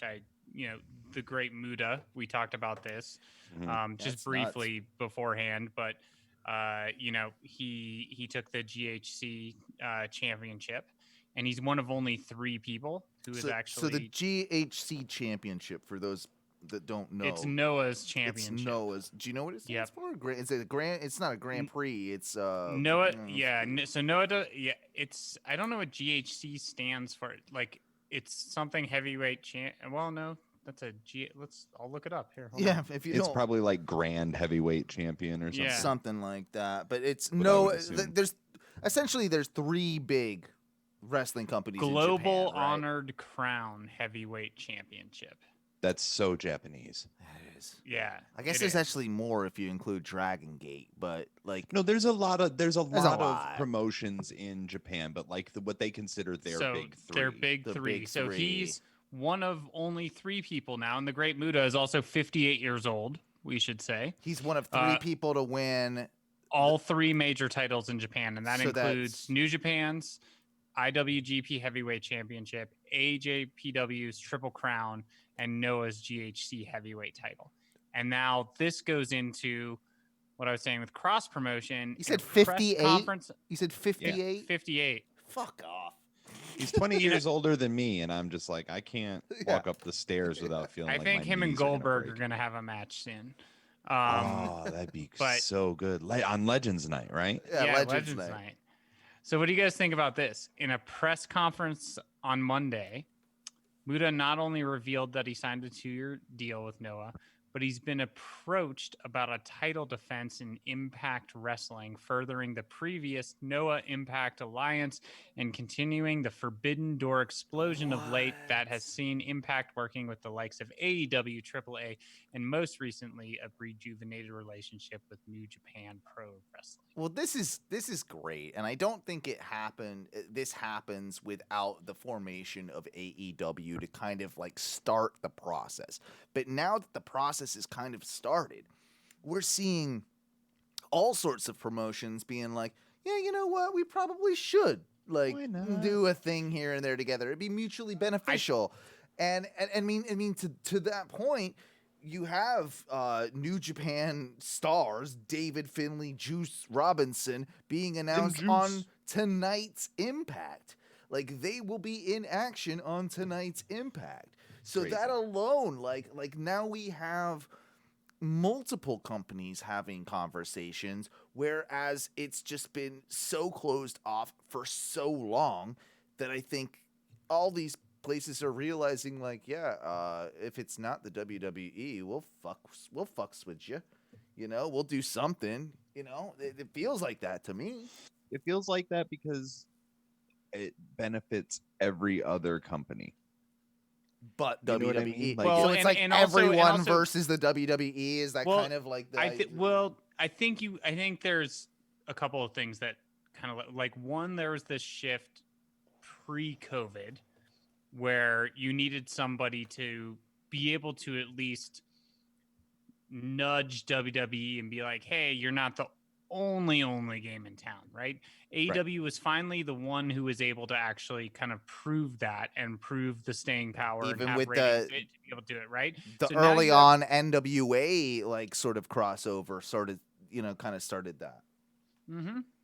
And so now you have a company who's established themselves. It's like the whole fucking Bear Grylls fucking, you know, it's like it's fucking improvise. What is it? A fucking improvise, adapt, overcome, or something. Like, I don't know. It's kind of that mentality. It's so improvise, adapt, drink your own urine. Yeah, but you got into this position, and now you're the one in this position. And now you have all these people who are executive vice presidents and these types of things who are, and they have ties and they want to, now it's like, oh shit, the thing that I was thinking could be a reality. Then I think COVID hit. And when COVID hit, it's like, holy shit, like borders are stuck. But like, if we start planning for this, when things start opening up, holy shit, we could actually like ready cross for this. Promote things and get eyes all over because like, and now there's this weird time where things aren't open, but they're kind of open. And like, there's kind of a vaccine, but kind of a vaccine. Yeah, they're definitely open down there. But there's that kind of like mentality that's like, now you kind of open it up to like, now we can test these waters and do it. And I don't know if that was the full plan, or I don't know if COVID actually helped that, because things got so segregated that there was an idea amongst these individuals that said like, now, like we always wanted to, but now is the time to actually you might be onto something with that. Very well could be. I think you are kind of onto something with that. I never really put that 2 and 2 together, that, you know, that maybe with, you know, if COVID never happened, we never had this, like that, like that they might have stayed more segregated, like you're saying. So that is pretty interesting. Like we would have gotten the Kenta John Moxley match a long time ago. They've taped that, right? Like that's like in the back, from what I heard. I think maybe, I don't know. I haven't heard that at all. I think they recorded it. You spend time on Reddit. I don't know what's going on. The fuck is Reddit? Yeah. The fuck is the internet? What the fuck the internet? Movie I'm glad you got what I was saying. Yeah. I'll You are the ones who are the ball lickers. Speaking of the internet, we've got one like kind of thing from Facebook in our Facebook group. This comes from Wes Merting this week, who says, rumors circulating with the Peacock stuff going down that Vince could, I don't know, sell WWE. What say y'all? My take is it would have to be like $5 billion or something ludicrous. Well, all right, $5 billion is actually way too low. How much? Because that's what he's getting Jeff for like Bezos 5 worth, years. and how much is Elon Musk worth? Right. Because that's what Vince wants to be better than. Yeah. So gauge he wants to the be able to value of things against that. He wants to be able to launch a dick rocket into space and then put a WWE logo on the moon. We know that. But I will say too though that regardless of my opinions on what this will happen, our good friend and your good friend Jay Jansen's comment on this was kind of hilarious to me. I haven't seen this. It said it would be hilarious if Ted Turner bought it. Holy shit. That's fucking hilarious. That is hilarious. I mean, maybe. That's awesome. Dude, it's been in his family for so long. I really don't necessarily see him selling, but don't either. I mean, I don't it's see a him selling when I don't see company now. Yeah, and I don't see that when you have people like Trips and things like that, like, and kind of in line, at least to like day-to-day operate. I don't think Vince is going to give the day-to-day operations of WWE over to anyone other than someone he extremely fucking trusts. Yeah, it's probably Trips, touched them inappropriately. It's Trips staff. It's Trups. Trips, Steph, and then I think Shane's below that, right? Like that would be the order of probably what happens, or it might. Yeah, I would as soon as he comes back out of the underground, I'd imagine it'd be more Steph, Trips, Shane. Yeah, that's the order. That's the order. I think that $5 billion is way low, just in comparison to what the deals that they've been getting lately for their TV deals, like the Saudi money and all that, and it's just like, who's gonna buy it? Unless it's NBC, it like as a whole, like Comcast NBC or something, like that would be. Oh, cool! Then it'll go to the factory. Right. Right.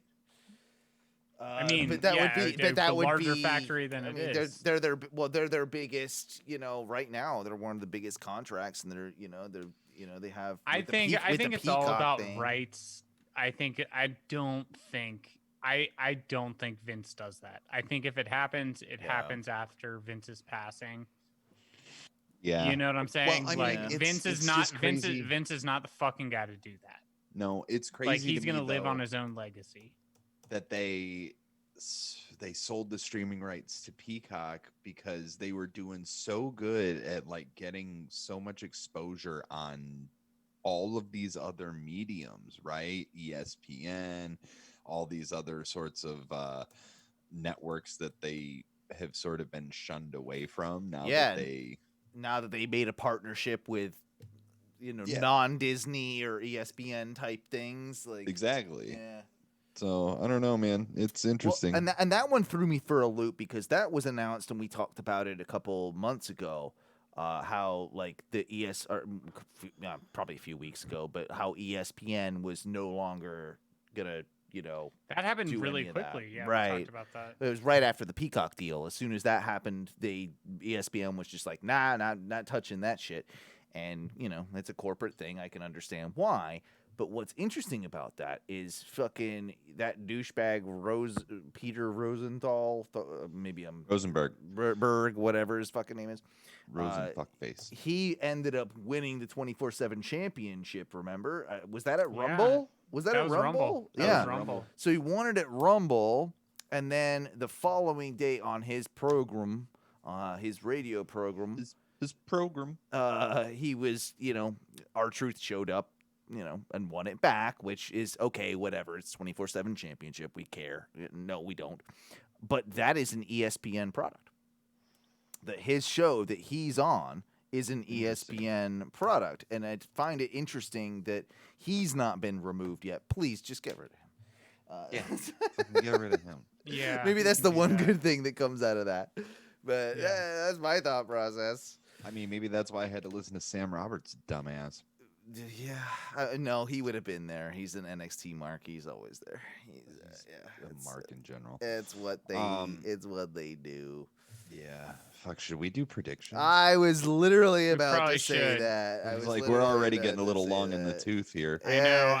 I did have two things. Can I throw two things at you? No. Go ahead. One, Lacey Evans is pregnant. You guys I saw that. Congratulations. It seems like it is actually it's a legit. For real. I want them to kayfabe the fuck out of it with Ric Flair pretending to be the dad. Yeah. He said I'm the daddy. Woo! Yeah, he's doing the whole slap. He's doing the thing. Dude, if I ever become a dad, which I don't want to ever in my life, but if that happens, I'm gonna do the slaps and be like, I'm getting ready, baby. Yeah. Oh, that's so good. So good. But the other thing was I did want to give a shout before we do this, at least to and say last week when I was in Scranton, the factory that I work at, have not met any wrestling fans. Whoa. And so close it down. So there's been people who will watch wrestling with me, and like they're not going to talk shit to me at all. I think they fucking know better. Yeah, you're the boss, but man. Regardless, I'll just talk shit. But like, I will say that this person, her name's Sarah, and she just got a pretty great promotion. And her family lives in Florida. She's been there. She's been living up in Philadelphia. Did you give her this promotion? Did you give her this promotion? No, I did not. Okay. I was gonna say, if it was you that gave her the promotion, then most people think there's something salacious going on, no. Matthew got a BJ. Girl worked her ass off. Not in my department. But for you, zero. Because you're such a nice guy, all you got to do to get the promotion is watch wrestling with you, and then now you get the promotion. That's the prerequisite to get a promotion. Yeah. Mm-hmm. But she did just get a good promotion. She gets to move back to Florida because our corporate office is down there. It's where her family is and such, right? So there were a couple of times this past week where she's like, yeah, hey, I don't have a rental car or anything. Like, can you either give me a ride back or can you give me a ride in the morning? And there are so many people that had cars. It was just kind of wherever it worked into her time period. Right. So there was 2 mornings that I drove her to the factory, and we met and we grabbed coffee, and we were in the car at 7 or whatever, 7:15, heading there. And the first day, and she's always been pretty cool, and we've always talked and everything, and we start talking, and just kind of getting to know each other, because we don't really know each other outside of the work environment, and she said something about Orlando. And then she said something about Will's Pub. Yes. She's like, there's this place, Will's Pub. They do and I was like, Mayhem on Mills, which is going on Sunday. Second. I was like, I know all about Will's Pub. Yeah. I've been to Will's Pub. I was like, I got 2 of my best good brothers in the entire world, the 2 bestest down there. And I was like, and so started talking about it. I was like, yeah. And I was like, that's one of the things, I was like, I'm super fucking into wrestling. Super into wrestling. By the way, Duncan, do you want to go on Sunday? Do you want to go to the Mayhem on Mills show? I mean, maybe. I have to see Kelsey's schedule because it might be her only day off. Okay, if it is, then forget about it. But we have an opportunity to basically, if we want, we can get in for free. We just have to use somebody's iPhone to record the show and fuck around. Well, I saw that in the group. Yeah, that'd be fun. It's in the group. I would 100% do that. So it's another wrestling podcaster here in town. I think it's Top Rope Podcast. with Rick Okay. Curry. So we would meet up with him, and I mean, it's as long as it's not my phone, I'd be kind of down with it, and we get in for free, and it's like 1 to 3 or something. It's 3 to like 6. 3 to 6. Okay, thank you. You're welcome. I read the post. So we'd be home. We could be be home just in time to watch Elimination Chamber. Could be. I will say. Just throwing it out there. I'm just throwing it out there. You should do a podcast wrestling match at the end of that as a dark match. We should do that. Yeah, and you break whoever's footage. Whoever wins breaks the other's footage. Oh, I'll just delete it. No, the finish is literally the delete. Yeah. That's the delete. But no, okay. So sorry, I interrupted so that. I'm hanging out, we're talking, and then like I mentioned something about like wrestling, and she's in HR. Okay, so she went to school for hospitality and all this stuff, and she worked apparently at a mortuary for like 3 years. Ooh. Yeah. Big which I was fan. very intrigued by this, and I had a lot of questions. I still have a lot of questions. So Sarah, if you ever listen to this, I'm going to ask you a lot more questions about this. But she was like, "Oh, you like wrestling?" And she was like, "Oh, I like and like she knew a bunch of fucking wrestling shit, but she's like, "Oh, I worked with this guy. He knew like all the wrestlers, but he like knew all the days they died, all the days they won the chant, like all this stuff. But she worked, rest in peace, Dusty Rhodes' funeral." Oh wow! Wow. Yeah, That's. I mean, I'm sure that was not an easy funeral to work. Not that any funeral is an easy funeral to work, but Dusty with the history and who would have probably been there. I mean, goddamn. Yeah. I'm sure that was an interesting crowd. very, to say the very least. interesting. I didn't get too deep into it, obviously, but like, very cool then to know like someone, and she's like, and it was funny because I wanted to watch, that was on the Thursday morning, and I had wanted to watch AEW the night before, but TNT wasn't working in the hotel room. Why would it be? Why? Why? Yeah, because I'm living in a parallel universe where everything is the worst. And then that's all of us, by the way. Yeah.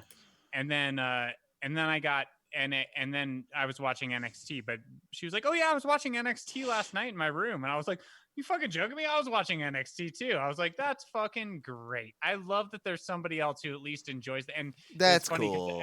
I told her that good brother Jay Jansen has asked when I've gone on dates with people and stuff. He's like, "When do you tell them?" Yeah, like, when do you tell them? And I told her this. I was like, thing. people like, I was like, my good brother Jay has been like, "When do you tell someone that you're like?" I was like, "Oh, it's like one of the first things." I'm like, if you can't accept me at wrestling, then fucking pretty much go fuck yourself.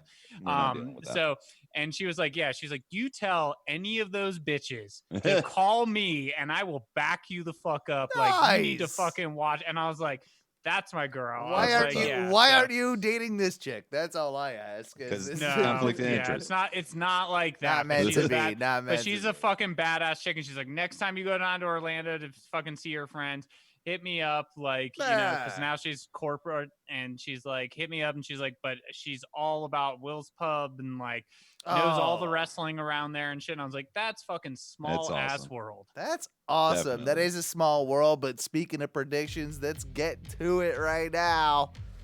We got some Elimination Chamber 2021 to do. We got 5 matches. Yeah. You know, it's not gonna eliminate from my chamber the belt. Oh, well, I think, okay, here's an interesting one because this one right now is to be determined as of a news story that you just mentioned previously with, of course, Lacey Evans becoming pregnant. She is no longer in the match against Asuka, so we do have a bit of an Asuka versus to be determined. And this is interesting to me because I had a strong feeling that Lacey Evans was going to be actually winning that belt. Now it seems like, of course, she's not in the match. Who do you think they replaced her with? I mean, Charlotte. Probably.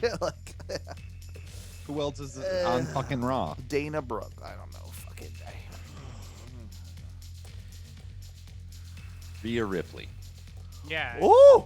And if not her, They're gonna do one of those two. If not, it's fucking what? Mandy. Lock it in, Rose, Rhea Ripley. I'm Mandy calling Rose. it. I'm calling it Rhea Damn, Ripley. I like that a lot. I don't even know what roster she's on. I don't give a shit. Call And do it you Rhea think- Ripley.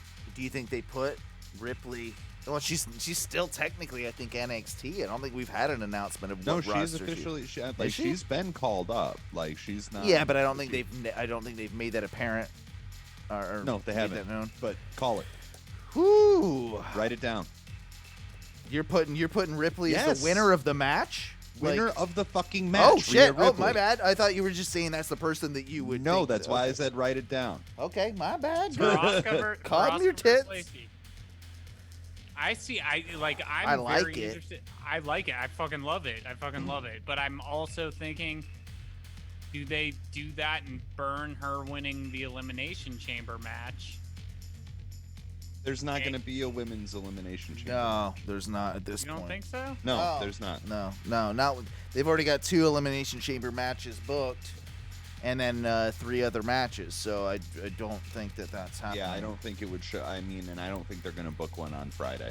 They won't do 3 Elimination Chamber matches. They might add a pre-show match. They might add something else to the card, but I don't think it's going to be Yeah, I another don't- chamber match. I don't think there's going to be a women's chamber this year. I'm going Asuka on this one. I think it was gonna probably go to Lacey Evans, but because of what's happened with the pregnancy, all that sort of But thing, because Ric Flair put a bun in Yeah. the oven, I'm gonna go with Asuka. I would have gone with Evans as well. I now wonder if you do put Charlotte in there, if not Rhea Ripley, and then Flair has something to Yeah. do with it, and then Charlotte gets it, and you give Ripley the win at Mania. All of this is good. Maybe. All of this is really good because I Maybe. can see Ripley winning it. I can see Charlotte winning it. I can see Asuka winning it. Okay, I'm gonna go. That's all right. That's my train of thought, and that's why I'm gonna go. I'm gonna go because Lacey Evans had the storyline with Yeah. Ric Flair. Charlotte's gonna come in. Charlotte's gonna fucking take the title. Charlotte's gonna take it to Mania. Ripley's gonna fucking win it there. Okay, you're going Charlotte then. Putting it down. Fuck. Charlotte Duncan Flair. sells a goddamn good story. I might buy a bridge from you in Brooklyn. though. But you are, Fuck, but you God are, Damn it. That was. I'm. but Trying you to be are a fighting going, you champion, are but going you- Charlotte Flair though, right? Just to be I clear. am going Charlotte Okay. Flair. Just to Yeah, be clear. but All right. fucking Duncan, I'm like fighting every urge in my fucking every synapse is firing in my brain, saying, "Why are you doing this?" But I like- I mean, it is a safe bet though. I like the Charlotte Flair Rhea Ripley rematch at WrestleMania where Ripley gets to take that chance back that she lost. So I kind of There's also I no like that. reason that. Yeah, but you don't have to have her win the title at Mania. You can have her beat Charlotte at Mania and still have the same sort of. Yeah, effect. that is True. that is That's absolutely very true. true. I'm still going Asuka though. I'm gonna All right. stick Have a little by it. staying power there. We got Bobby Lashley for the U.S. title versus with MVP, which maybe or maybe not because it sounds like he got his knee injured on last And he night's tweaked Raw. his knee. Versus Keith Lee and Matt. Oh, no, Riddle. No, just Riddell. Just Call him Riddell. that. Riddell. How No. dare we? Triple threat match for the WWE United States Championship. Lashley, Lee, and Riddle. I'll go first Who you on this got? one. I'm going Keith Lee. I'm going Keith Lee on this. I think that there was a reason that he got inserted into this Riddle Lashley feud, and it's, to me, I think Lashley is dropping the belt regardless. It's either Riddle or Lee, Yeah. but I think you get a good feud out of maybe Keith Lee pinning Riddle, and then you can do something with the two of them later down the road. Well, you can do something with them, and you can still do something with Lashley and Lee. Yeah, yeah. So What do you I guys think think, I'm gonna go Lee as well. You going, Lee? Yeah. Yeah, and I mean, I read an article recently with Cheater. Lashley about how he doesn't have and he's saying in the interview like, oh, I don't have much time. I don't have 10, 15 years like Riddle and these other people. Like, I'm here. Like, this is my year. The title has always been what I need. Like, I'm not here for a long time. You know, like this is like kind of my final run. And that could be a fucking work, but he is older and he has, you know, was it 2003 or fucking 13? So, there was a 3 associated somewhere, but Probably 3, honestly. I think it was 2003. And so then he retired or left. It was WWE. the Battle of the Billionaires with Trump, so it had to have been. Yeah. Like, it was when we weren't watching because we were watching in 2013. Yeah. Oh, so Yep. yeah. So so you're about right if you're not dead on, but yeah, you're about right. I think Come on, they're gonna. champ. Who you got? I think they're gonna push it. I think Lashley's gonna win it, and you can use this to start a Keith Lee, fucking Matt Riddle feud a little bit, but it doesn't have to be over the championship. So you're going Lashley. Yeah. All right. Sorry, Riddle. Nobody's picking you. No, I guess not. But he's my pick to smoke out with. Oh, absolutely. We'll talk about that as a final story, another smoking out story at the end of the show, just as a wrap up that you sent me earlier today. Oh, yes. Yeah. I forgot because I smoked a bunch of weed. Because you smoked a bunch of weed. Exactly. All right.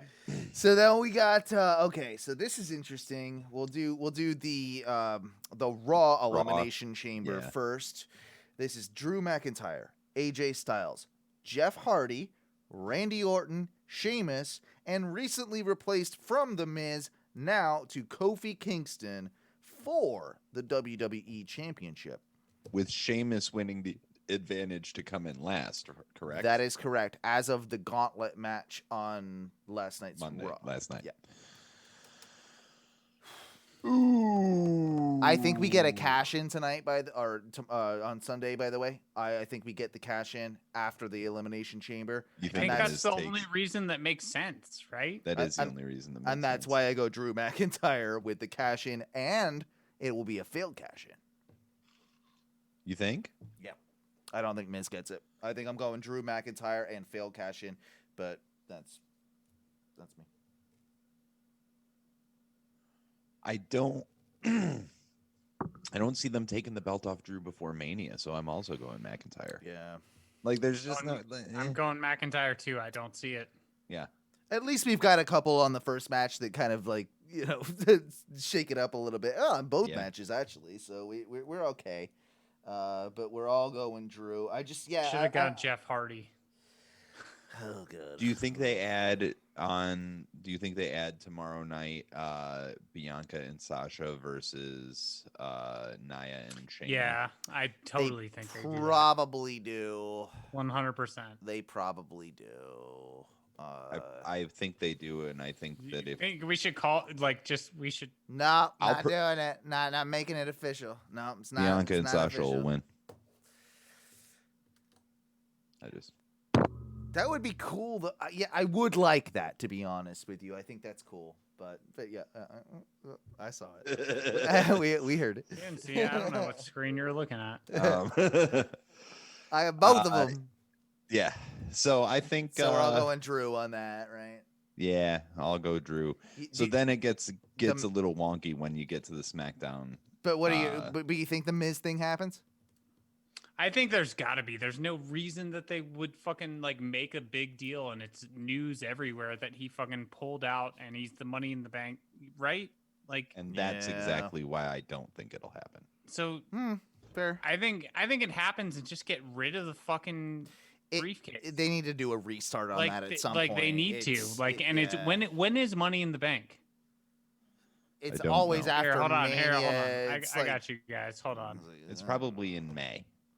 I think it's one of the first big pay-per-views after May or Mania. June because So it is because it was super quick into the pandemic. Still, I remember. Yep.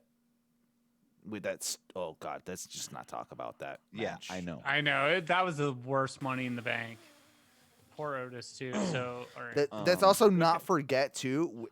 They don't even have it announced. They don't have it announced, but it's usually in May or June.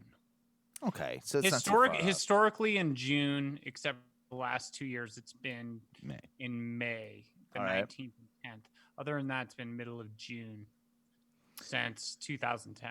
Let's also not forget the Randy Orton stuff going on right now with The Fiend and Alexa Bliss. I think that rears its ugly head for Randy.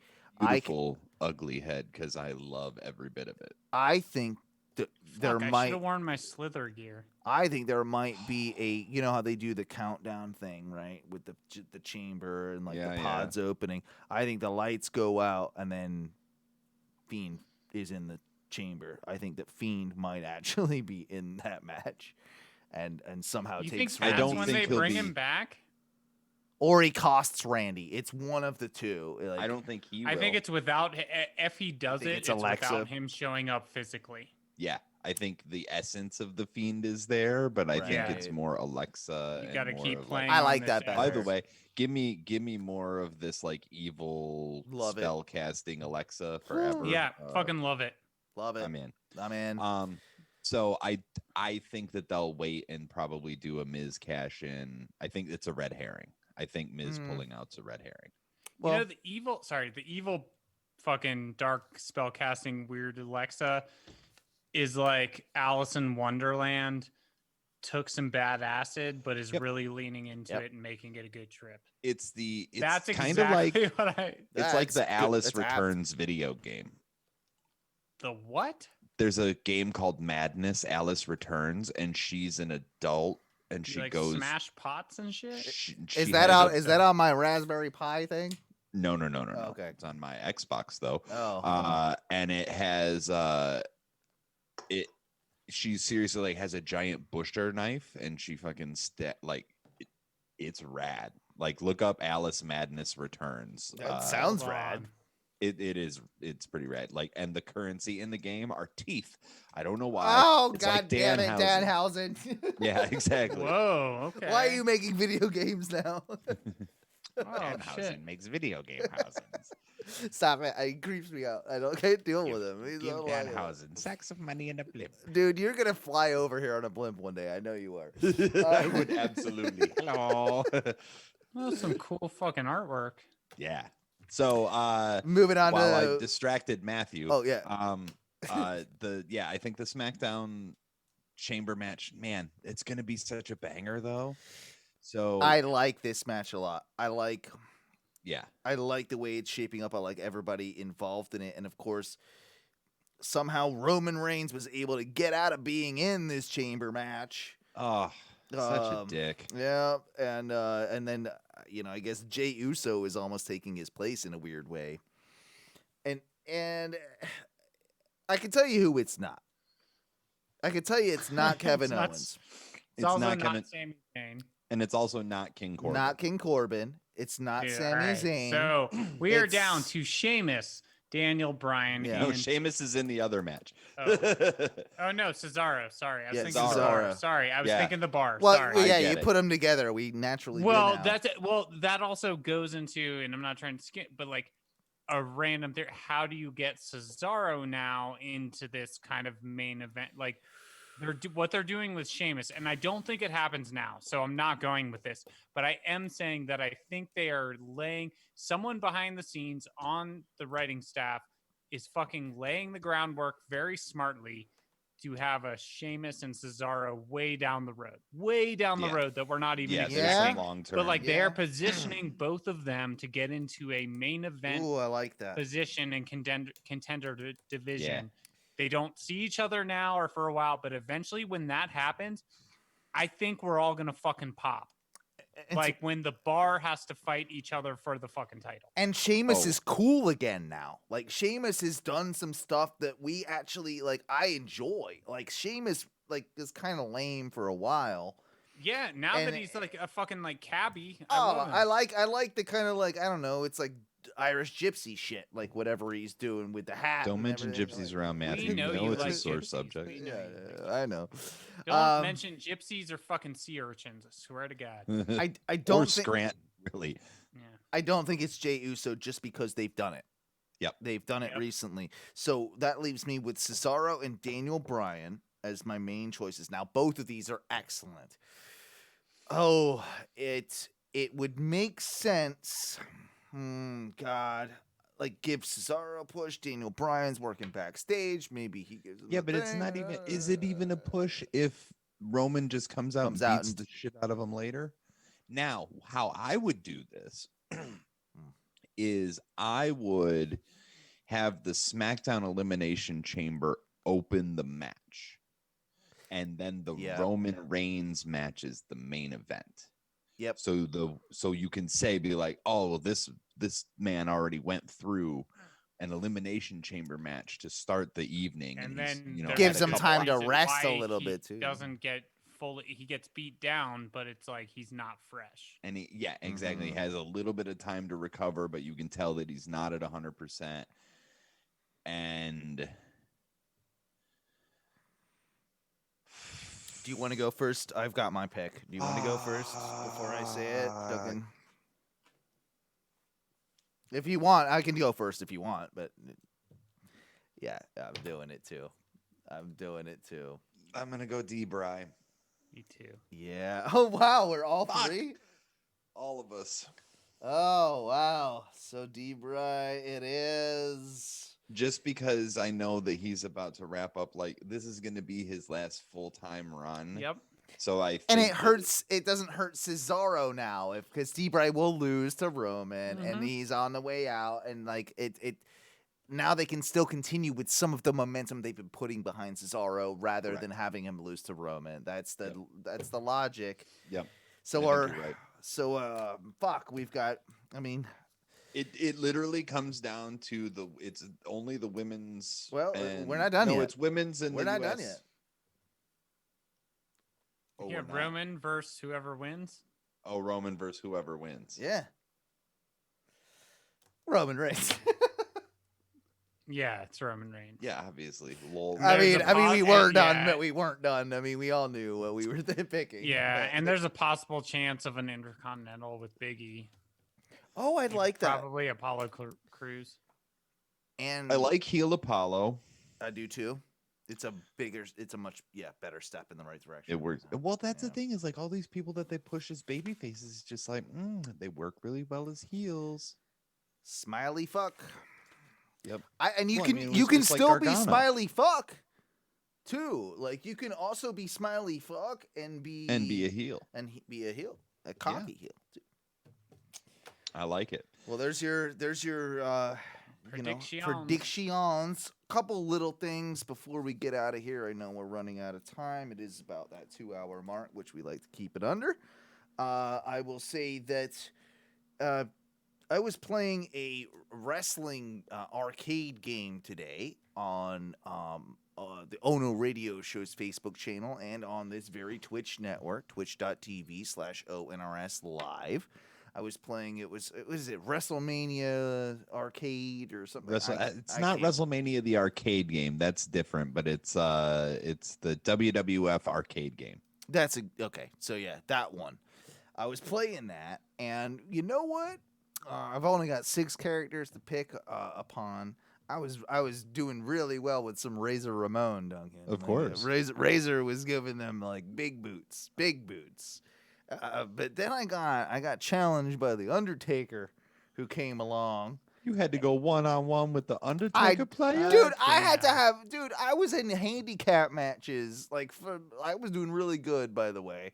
And I had a handicap match with Lex Luger and Doink the Clown against me, Razor Ramon. So that was unfair. And then I had another handicap match with Bret Hart, Shawn Michaels against me. And then I had another handicap match where they threw a third person in there.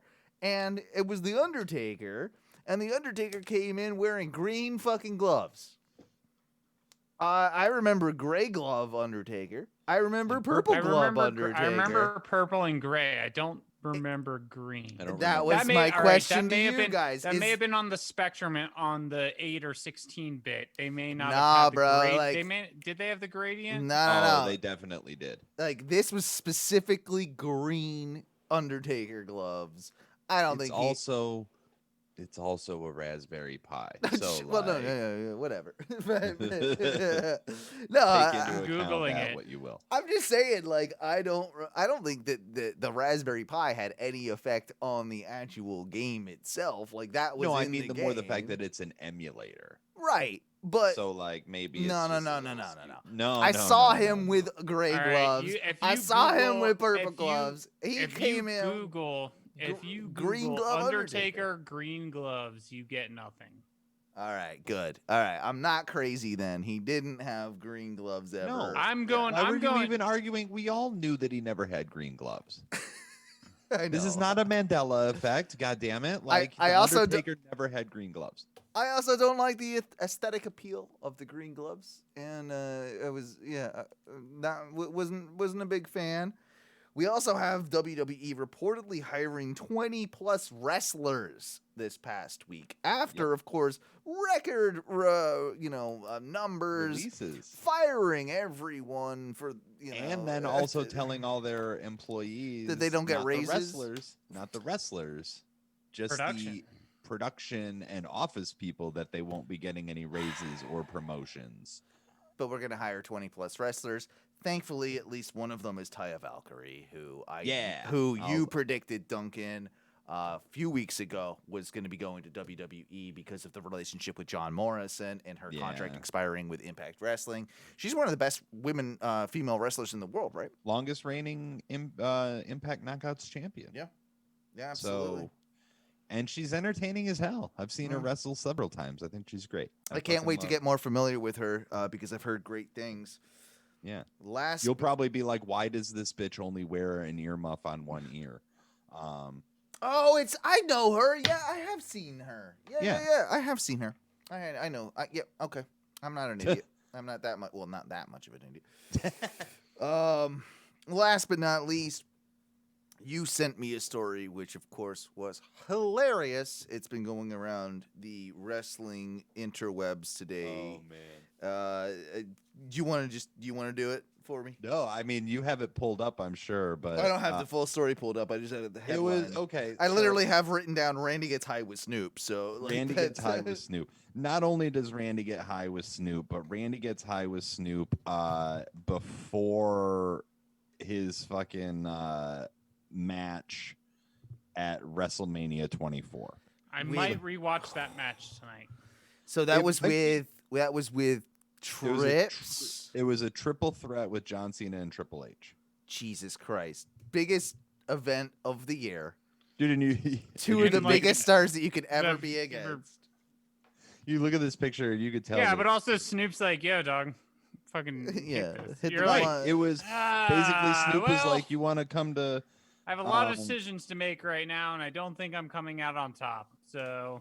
The best part was that I hear voices in my head. You do. Yeah, you do. He retweeted a picture of him and Snoop from that day, and it says WM25 pregame and then a Christmas tree emoji.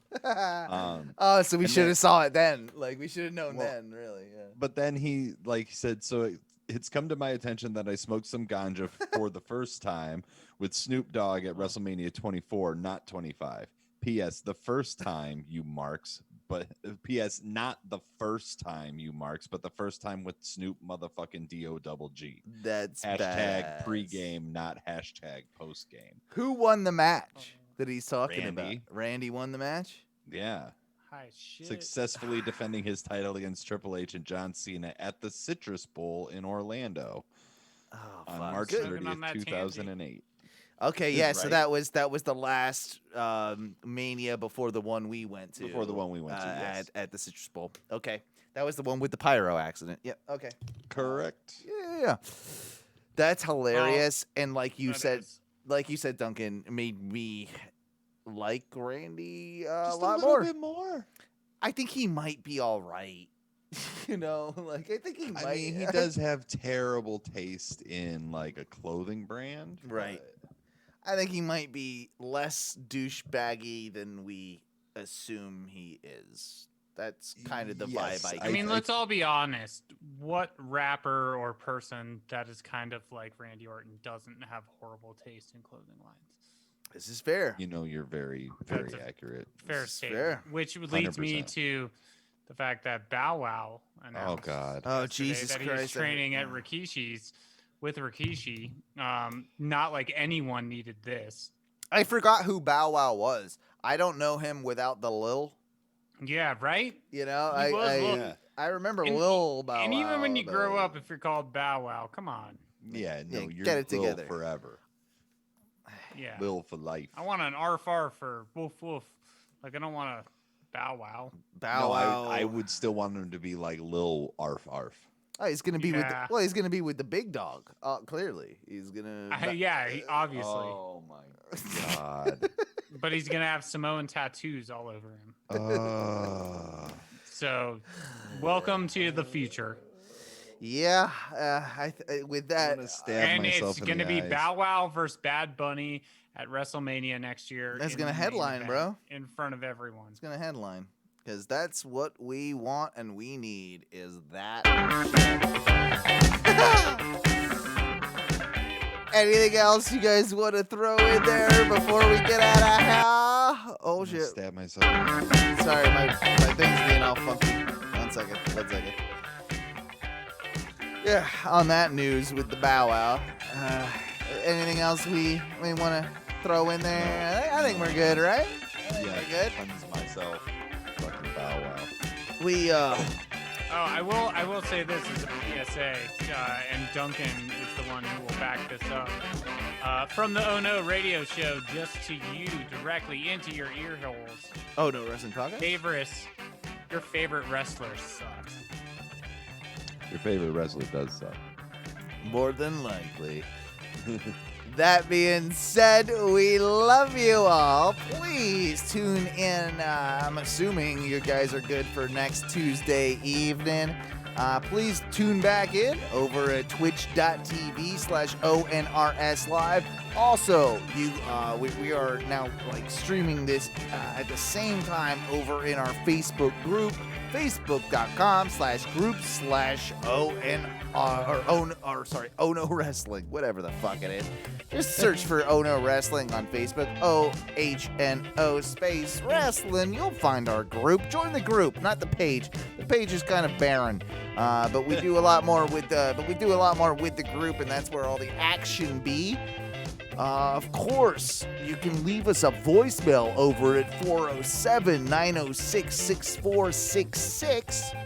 And what do we say when we get out of here, boys?